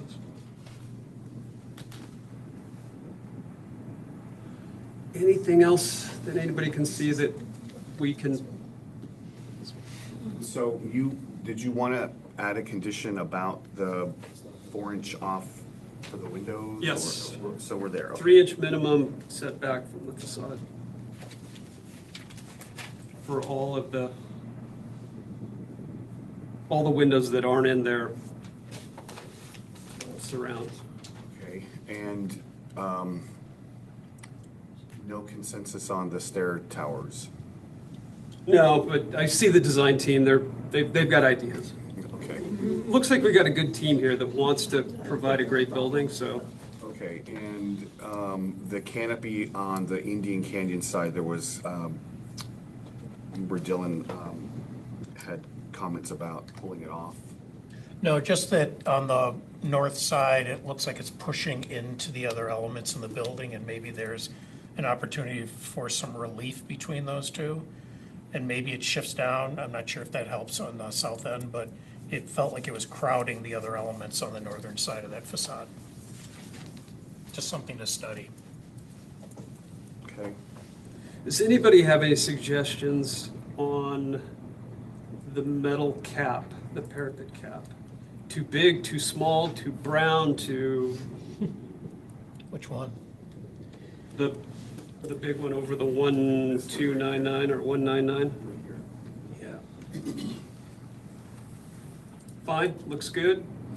It was bothering me originally, but when you look at it from that angle and you see the canopy below it, there's a relationship there that kind of can justify that a little bit. I don't know. It felt like some of the other surround pieces just feels like it's a little heavy, but that's probably also part of the material that they're made with. How thick is that? 16 inches. 16? And it sticks out 8? Like 6, 7, yeah, 6 inches or 8 inches, yeah. Yeah. All right, so the last item I'm going to bring up Something is, substantial. can you go to the render that has the little guard shack? The rendering. Yeah. This one. Keep going. That one. Those are really hard to do well. They start getting a roof on them and they start looking like the little soccer trophies that all the kids get, right? So, again, it's the emphasis of that big brown piece over something that is treated symmetrically, for good reason. It doesn't want to be clipped by a large truck pulling in, so the roof needs to be tight. But it starts to wear a hat that then emphasizes something that brings a lot of attention to something that wants to be really quiet. And is there any suggestions on how to make this thing look a little less self-important? It's hard to tell from the view right here, but almost mimicking the sort of top of that, where the 119 is, in the same color could look a little less, I don't know. It looks like a darker brown and it also looks like a metal. I just can't tell what that's. Is that a structural C or a Y flange that's exposed? What is it? We're showing it as a C. It's a structural C. Which is a nice feature. You get it mitered, it looks good. Maybe it's just the weight of it. Can you get it to 8 inches? Can you get it so it's thin and it just feels light and proportionate to its small size? Because it looks like it's about 14 inches. The fascia's either 12 or 14 inches, and if it were less, and maybe less of the funny little lights that flank the sides of the window, just simplification.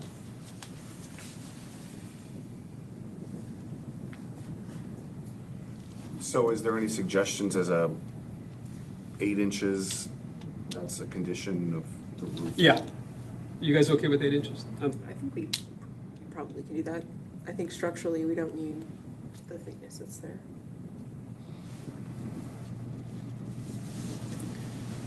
Okay. All right. Anything else? Can we have a motion? Motion to approve with conditions. Motion to approve with conditions. Mr. Malacca, can you read those conditions? Yes, I have 5 of them. So the walls, the perimeter walls be consistent of CMU and the picket fence, eliminating the breeze block and the metal panels. Take 5 spaces, parking spaces away and add landscaping, and trees. Add large boulders and rocks along Palm Canyon Drive in the amenity area. All ground cover plants to be 5-gallon to 15-gallon. Windows to be 3 inches offset off the facade. And Inset. Inset. Can you change it to inset? And 8-inch roof over guardhouse thick. I'm not sure that I heard that to use shade trees in the parking lot versus the small accent trees, so bigger trees. Bigger trees, lose parking spaces. Okay. A little more emphasis on solar control. Yes. Yeah, basically. Yes. All right, so I have 7 conditions. Okay, and I'll second that. So we have a motion, we have a second. Any further discussion? Anybody want to add anything to this? I would want to add something about trying to replace the horizontal wraparound balcony punched windows with the same element that successfully has been used on the other part of the building. This is my amendment, Hail Mary pass. If you want some support on this from me, that just, you have to look at it and see if you haven't missed. Say it one more time. Okay, the horizontal element, I find discontiguous Inconsistent, yeah. with what you have successfully done over here. I would encourage you to just, and you can make the decision yourselves, but to eliminate this and replace it with something that relates to that as a 2-story element. Because right now, it's like speaking 2 different languages in the same building. And that you just have to draw it and look at it and see if it works. Member Vice Chair Wood, if they took that material and finish and wrapped that with it, would that work? Maybe, I'm doubtful. I think the issue is one of verticality versus horizontal. And it's just, it's the human eye. It's an aesthetic appreciation for consistency. And when you get it right, you'll know it. And you know these things. And yeah. So that is an amendment. An amendment? And An unamendment amendment? that is an amendment. And I would Does the offer, motion maker accept that? Can you state it again? Okay. Is the amendment for the design team to consider that? yes. Design team to use their skills to come up with something. And explore that I intend this in earnest. Anybody can do it and, not deliver it, but Right. some effort in that design direction. I'm asking them to be sympathetic with this sensibility for consistency. Would you agree with Member Elliott that the cohesion that exists on the Palm Canyon side, you would like to see the same level of cohesion on Yes. the Indian side? Certainly, Okay. yeah. Yeah. Yeah, go ahead. Can I ask Yeah. You can. clarity? is it the horizontality or the fact that it's a different, kind of a different language? Like, for example, if we took one of those vertical pieces and turned it on its side, is that something that you would consider more cohesive, or it's literally the vertical? Okay. Yeah. Boy, I go out on these cliffs. I don't mean to, but it really, if you want it right, I think you it gotta makes sweat sense, it. now that you're saying it. The other part of the building is so interesting that all Yes. those 3 windows on this side and the other 4 on the other side just feel off. Yeah, so remember, I was Yes. called out in the very Yeah, beginning, yeah. yeah, I agree. All right, we have a motion, we have a sorry. second, we have a Member friendly Dillon, sorry. amendment that I think we accepted. Yes. Okay. Okay. Roll call vote, please. Did you get a second? Yeah, it was me. Okay. Member Dillon Yes. and Vice Chair O'Donnell. Yes. Member Thomas, Aye. Member Roseman, Aye. Member Elliott, Yes. Vice Chair Walsh. Yes. All right, passes unanimous. Good luck, you guys, thank you. Thank you very much. Yeah. Thank you very much. You guys have been, I have to say, you guys have been fantastic. And Yeah. really, thank you. Thank you, we appreciate your cooperation. Chair, luck. Do you want to take a 5-minute break? Yes, Or do you wanna please. move on? Do we? I'm already Let's go make freezing. that I'm gonna be heater a work. Freezing. It's I was just like sitting there unreal. just shaking. Yeah. On the they national want- champ. It's It's awesome.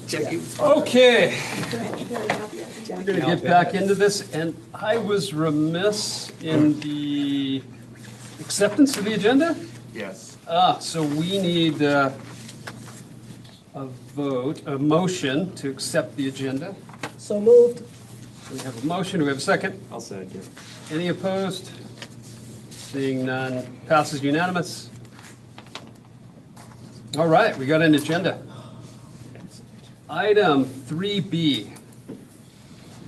Request by PS Lux LLC, property owner for a major architectural application to construct a duplex on a .56 acre site located at 301 West Via Escuela, APN 504-300-003, case AR 2025-0025.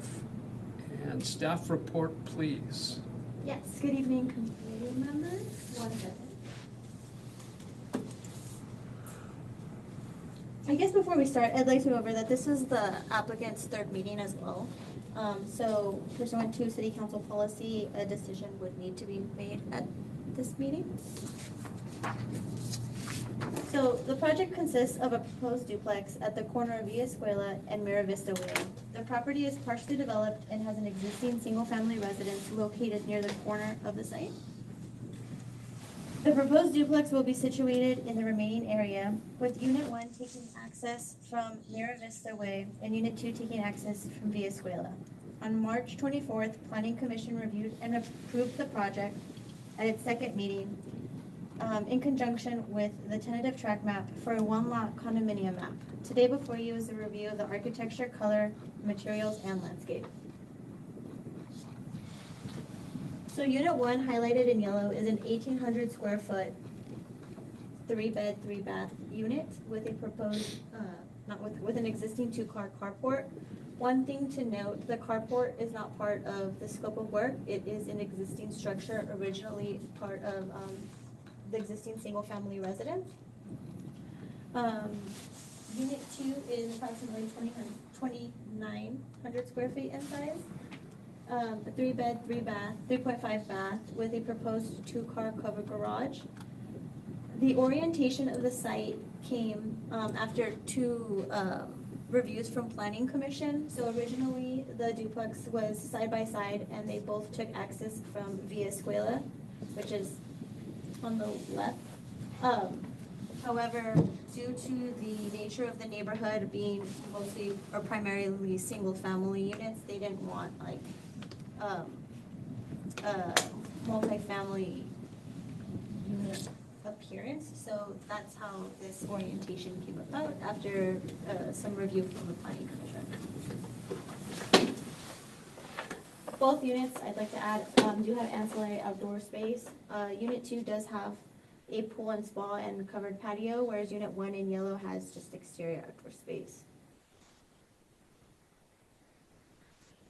Both units are proposed single-story. They sit approximately 14 feet high, and the top photo, you can see Unit 2. This is highlighted. No. So, sorry. Stand up. You can see Unit 2 in relation to the existing single-family unit, existing single-family house, so it doesn't sit much higher. The proposed duplex is a flat roof design with proposed solar.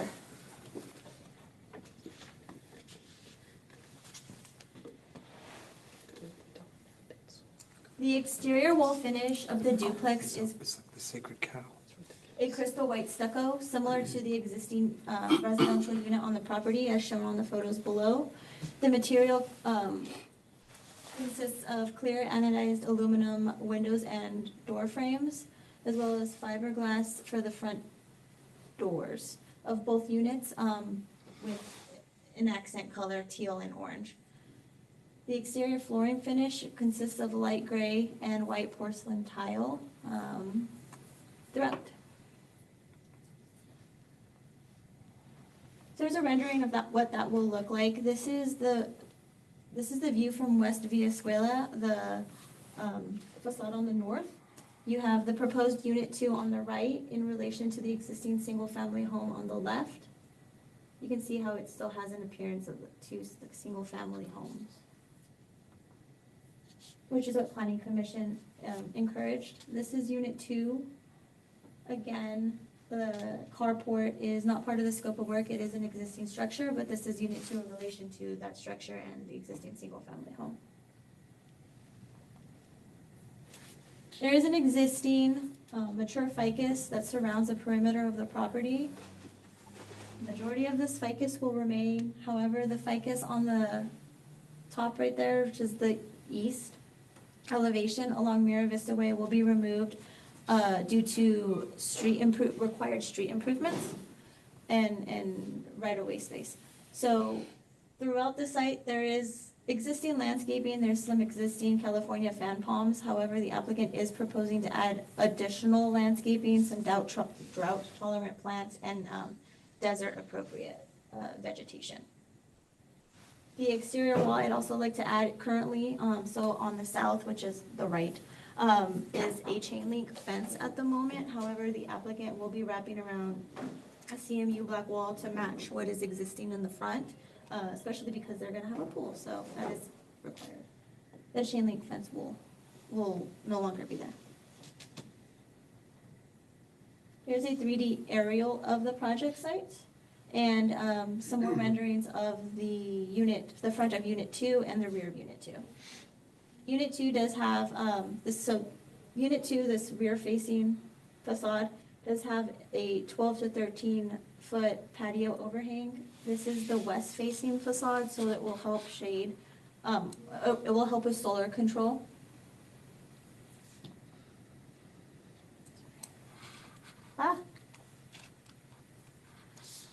So staff recommends approval of AR-2025-0025, subject to the attached conditions of approval. This concludes my report. The applicant and staff are available for any questions. Okay, let's go with questions of staff. What is the coverage on the site? For the coverage? Yeah. Yeah, I can probably on 5200 that I do them off on. What do you? Percentage? Yeah, Percentage? percentage-wise, it looks like the majority of the site is covered with building, but Right, so, in the report, it says it's 35%. Is what you get on something like that.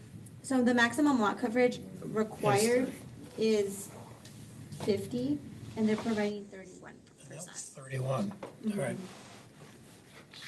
It looks like more than that. Alex, could you go back to the site plan, please? I had a heck of a time figuring out which units have what parking. Right, 1 second. Does this help, or do you want the? No. You're good. Okay. Okay. Yeah, so Unit 2 has a 2-car covered garage Yes. parking space. Originally, this was all that was on the property, so it was a single-family home with its attached, with detached carport. 2 cars. 2-car, Okay. yes. Unit 2 is going to actually occupy that 2-car carport now, leaving this without parking space. But per the code, and I'd have to find that particular section, but it's written in the Planning Commission staff report. This, although a rather large lot, is still considered substandard in size per the zoning development standards, so it's not required to have parking. Can you remind us what the zoning is? Yeah, isn't that the driveway, right? Yeah, so they're. It's just gonna not have- covered. Yeah, it's just not covered, sorry, they're not required to have covered parking. So they do have off-street parking, it just does not need to be covered.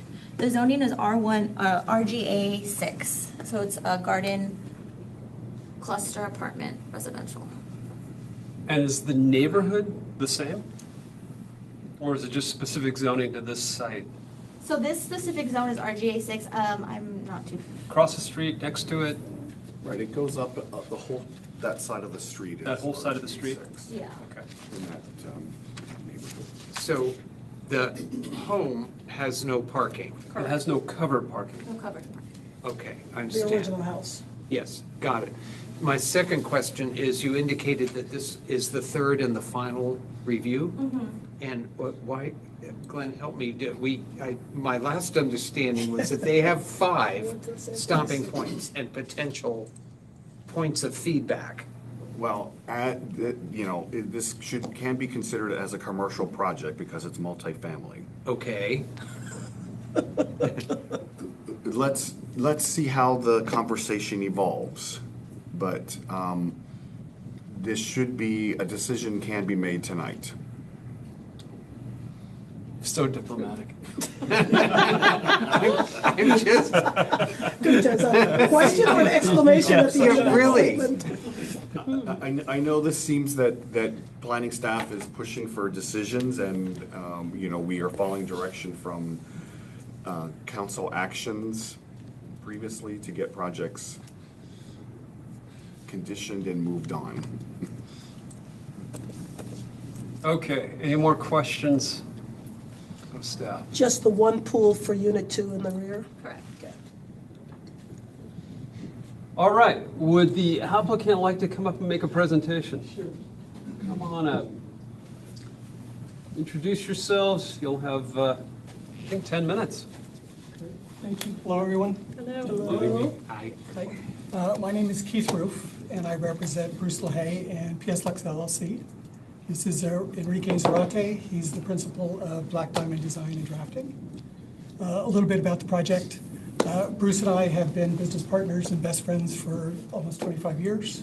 For the last 20 years, we've shared a pair of flats in San Francisco, up and down, shared dogs, whole bit. I transitioned down here full-time about 2 years ago. Bruce is now turning 72, starting to have some health issues. It's now time for him to come down, and we're building this out, not for speculation, but for our own private use to kind of live together, age in place, be able to take care of each other and share resources. When we first presented to the Planning Commission the first time, they had some very strong reactions and gave us some great feedback, and were kind enough to let us go back and redesign. We spent about 4 or 5 months and redesigned the entire project, taking into account a lot of the feedback from Planning Commission in terms of reorienting the facades of the 2 units so they came out off different streets, also getting more eyes on the streets and doing that type of thing. Part of the design emphasis was a kind of more modernist, international modernist approach. We were very much influenced by Kings Point, by Kreisel. It was one of the first times in my life when I ever walked into a building or a unit and felt a physical reaction to it. The feeling of that kind of long, linear feeling coming in with compression and then opening up to this kind of almost cathedral-esque kind of ring of light around the main core of the building. And with the overhangs kind of protruding enough that you didn't have any direct light, but it just kind of bathed everything in that beautiful glow, along with the expanses of the open glass so that there was a blur between the indoor and outdoor. So that was kind of the emphasis that we were trying to go for in this appeal. Couple things. Because it is RJ6 and the standard is 2 acres on that, and at 0.56 we become substandard, and part of the code is that lots substandard for condominiums, because this will now be a condominium complex, do not require covered parking, but we did have 4 covered parking spaces and then 2 parking bays for the original house. Trying to think of anything else that we covered in that first kind of opening piece. You want to talk about the architecture a little more, or? Sure. So can we go to maybe the materials? Yeah. So again, the concept of the kind of more block, linear kind of look. Low slung with kind of the pop-up roof line. On the original house, we are going to go ahead and paint out the black trim into white to match the other units, because we really like the idea of the Kings Point where everything is just all white on white on white with textures through the CMU block wall and that type of facade. And then the only kind of pop of color being those front doors. Okay. Any questions of the applicants? What's the finished ceiling height in that highest part of the building? The highest point of the roof is 14, and then the interior finished height, I believe, is 12 to 10 for the highest point. In the pop-up area. Yeah, in the pop-up area, for the Clarisord area. Did you guys get engineering conditions? It seems like there's a lot of driveway hardscape. I'm just wondering, is there any on-site detention? How are you handling water coming off the roofs and things? That's not a question for me that I can. So for the portions of the roofs, we're utilizing simple 1/4 inch pitch per foot with a lot of hardscape drainage that our landscape architecture plans will take care of. Right, so Jonathan from engineering is here. There was a long discussion about the engineering conditions at Planning Commission. Yep. Those have been decided, so we don't want to reopen that, but Jonathan's here for comments. In regards to grading, on-site retention would just be as would be typically required for any project. So it'd be general low-impact development sort of PDs and whatnot. It wouldn't have to have its own retention basin or anything. Just because it's a condo doesn't necessarily mean we're going to tag it on with a WQMP or any of the high dollar sort of requirements. So just standard. It could be a not an injection well. It would be something more like a dry well, or probably just a small basin, or various swales around, sort of keep the water on site. Just handling anything that has the. Do you have any city issues in those neighborhoods, or is everything drained? Well, in this area in particular, there's already curb and gutter along the frontage of Via Escuela, so it's not that big of an issue. Same with Mira Vista Way. Everything sort of will flow southward, so you're not going to have too much off-site onto on-site. It's mostly just going to be handling any of the water that's going to be generated on-site for nuisance water purposes. Okay. All right, thank you. Can we go to the site plan? Or a site plan? If I look at the existing carport, it looks like there is a great deal of paving around that existing carport. And would you guys be amenable to removing some of that concrete? I can imagine that there's probably trash cans pulled back inside a gate back here somewhere that want to be taken out to the curb. But that could easily be transitioned. Let me just point. Like these 3 pieces or these 2 pieces could easily go away. and have more planting area. And I'm just looking for more of those opportunities, just to remove more of that hardscape and that harsh edge. So I would absolutely be open to doing that, because it does feel a little heavy, so trying to lighten that up visually. Kind of the entrance to the new unit is kind of right here. So having some kind of walkway, opening that up, also in here, pulling some of that concrete out to add more vegetation and kind of soften it would absolutely be great. Can we go to the elevation of that carport as it looks at the house? Yeah, there might be a better render or something. Excuse me. I think it would be really nice to have a garden wall in front of that door.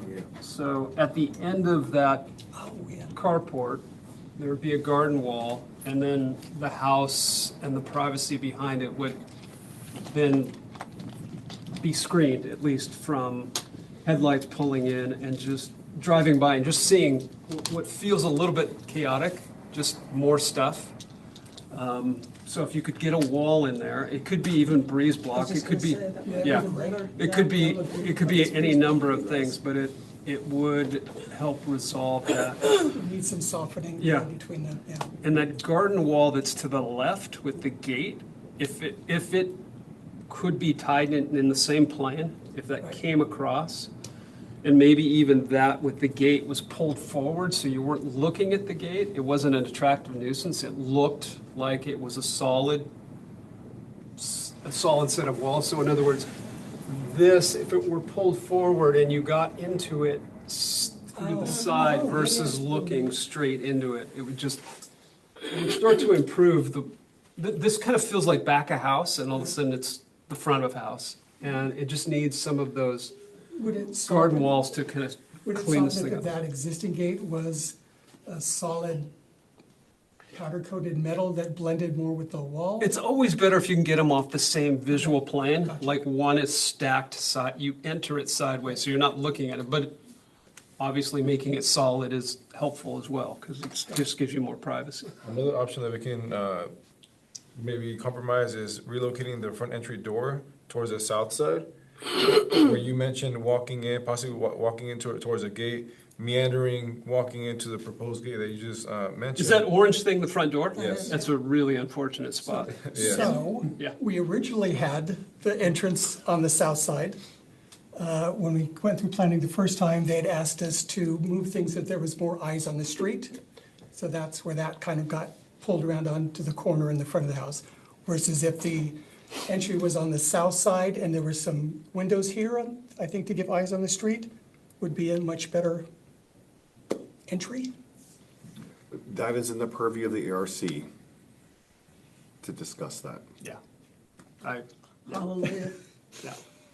Well, we do have those vertical windows panes that could serve as eyes on the street while relocating the door towards the south side where that I think if we open this up to what is eyes on the street, it really is a porch and it's a grandma and it's kids playing in the driveway, and I don't know that that's happening here. So eyes on the street feels like a lofty goal, but with not a lot of connection to reality.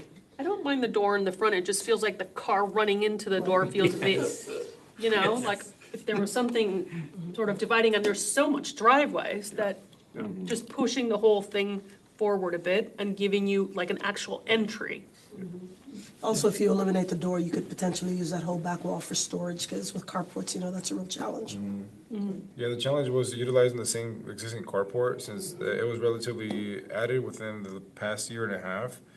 So utilizing the expenses of the carport while trying to make it look appealing from the front of the street was a challenge in itself, as opposed to completely redesigning the first planning review that we had. As Alex mentioned, we had the proposed units side by side, and we took that into consideration into making it feel like it was much more separated dwelling individuals and their own parcels.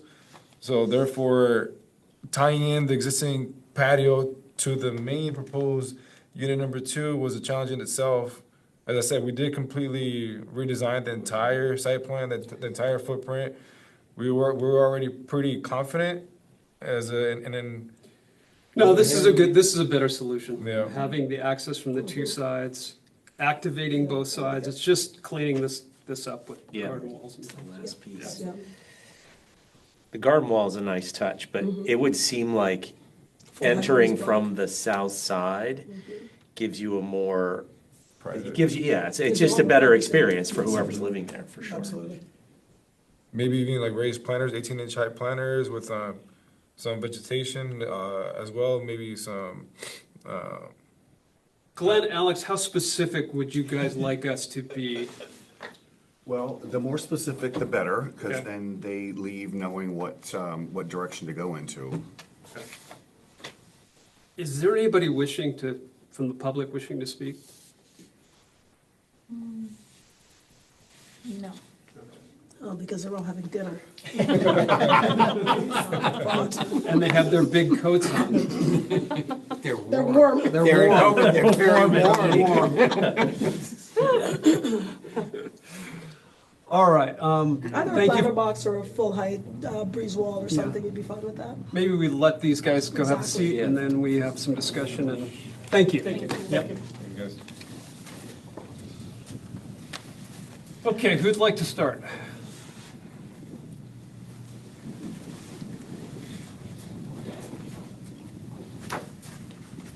I will.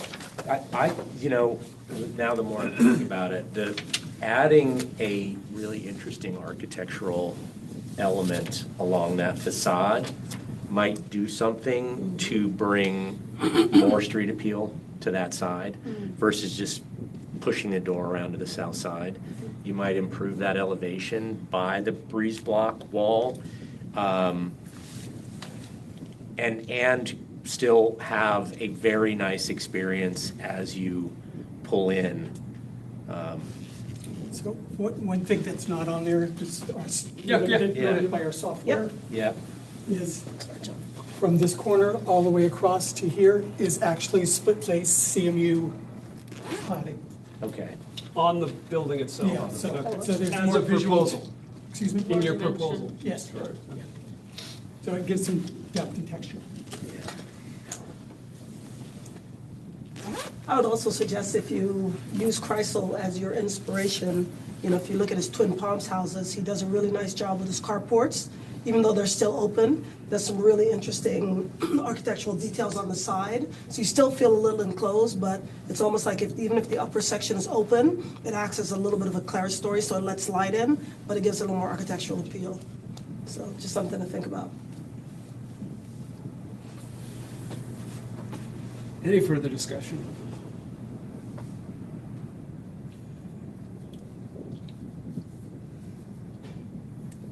Who's living in the third unit? Right now, we don't know yet. Okay. We have a third business partner and friend that will potentially, from LA, potentially take that unit, but that's still kind of open. Okay, so between the three units, there's no shared spaces outside? So they're all kind of divvied up between the three units? Kind of that detached condo, or single-family home kind of feel. I wanted to know who got the big straw that got the pool. Yeah. That's what I want to know. Bruce. Right on, Bruce. Got the pool. The dogs got the pool. Right on, Bruce. But we share. We share. I do have two plant-related comments. I may as well throw them out on the table right now. But Lonicera japonica, which I saw on the plant list, is considered invasive. So I would nix that. Tecumseh would be a good substitution or something like that. Would give you fragrance and color and hummingbirds and all this stuff without your neighbors hating you. And I'm horrible at the scientific names. I was okay, going to say English, honeysuckle. please. Honeysuckle, okay. Yeah. Yeah, thank you. And then you have rhapis palms, which are out in what look to be like just exposed full sun, and they're just gonna fry out. That's actually, because I live in that house now, that's our kind of north facade, and I actually get almost hardly any light Okay. on those two sections, and that was kind of, we knew that the rhapis one of the few that would grow in shade. Okay. All right, well, if you know the little microclimate there and you're confident, then that's all good, because it's behind the Yeah, wall. because those are not cheap plants. No. Okay.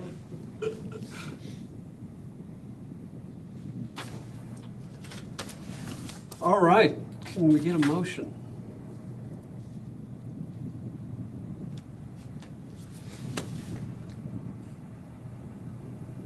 I move to approve it with the two call-outs. One is to take a look at the honeysuckle, Yes. and the other is to some type of either a planter box or breeze block to give a little more privacy to the front of the house and perhaps relocating the front door back to the south side. I think those were the only conditions. And the gate, right? No, Yes, and incorporating the existing gate, maybe pulling it forward, a little more proud, and incorporating it into the wall, How about the elimination of some of this concrete? Absolutely. and elimination of some of the concrete. Do While we want to still be leaving a path. specific about how much to eliminate? Judicious removal. Liberal removal. Allow, Give me a little wiggle room. allow for access, and then soften where possible. Would you remove the pieces that are between the street and the first column that are not driveway? Yes. or do something more interesting, right? It's just, yeah. Exactly. Would it soften to do turf in between instead of gravel? Driveways on both sides. Yeah, I think that's good. I love You the okay with idea of that? turf, yeah. Yeah. From the street to the columns, you have the drive path that leads you to the carport, but on left and right of that, remove the concrete. You know, So the first pad, you also have this kind of right here. Yep. that could be softened as well. Yeah. This piece along here? These two pieces here and Right. these two pieces here. So to get in, you would walk in and then over. And then over. Okay. I would just caution with the side on the left that you not, just look at it, because I think if you have overflow parking and you have somebody that's parking that's not actually under the carport, you want to give that person access to the left as well. You could put a Although- little square here, yeah, yeah. just to walk and then Although, step on the although if the square. gate is on the inside, you're right, Lance, you could take that out. Yeah. Can you move to the render on Escuela?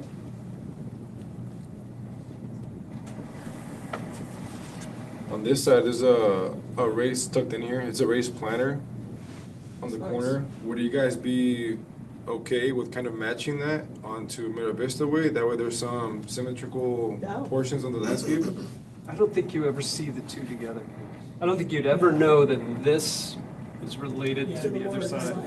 And the other side has its issues where this you're starting from scratch. There, you're having to compile an existing house, an existing carport Yeah. with a new piece, and it just needs something to give it some restraint. Yeah, I'm just trying to think of ways to. Yeah, yeah.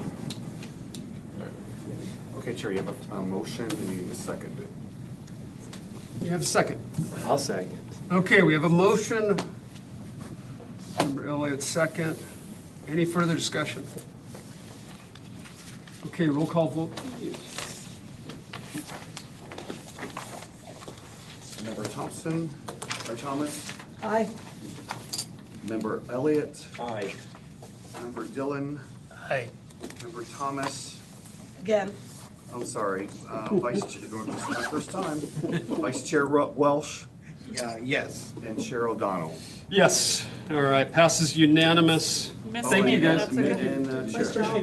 Member Roseman. Yes. Member Roseman. Now we pass unanimous. Roseman, Thomas, Okay, whatever. whatever. One of the chicks here. Question, what is Corpus virginianus? Corpus Virginia is Southern Live Oak. Southern Live Oak, okay. Yes, yes. Does that sound like a great idea? Yeah, they're good trees. Okay, the Architecture Review Committee reports, requests, and comments. Anything that any member would like to bring up to the group? All right, seeing none. Planning Director's report. I think he was about to say something. I have nothing to report from the Planning Director. Nothing to report from the Planning Director. Okay, I think we adjourn at 7:53. So we can go Monday, home and get April warm. 20th. Yes, thank you. Thank you. We will make sure that we let people know about the Oh, temperature. yes. Temperature.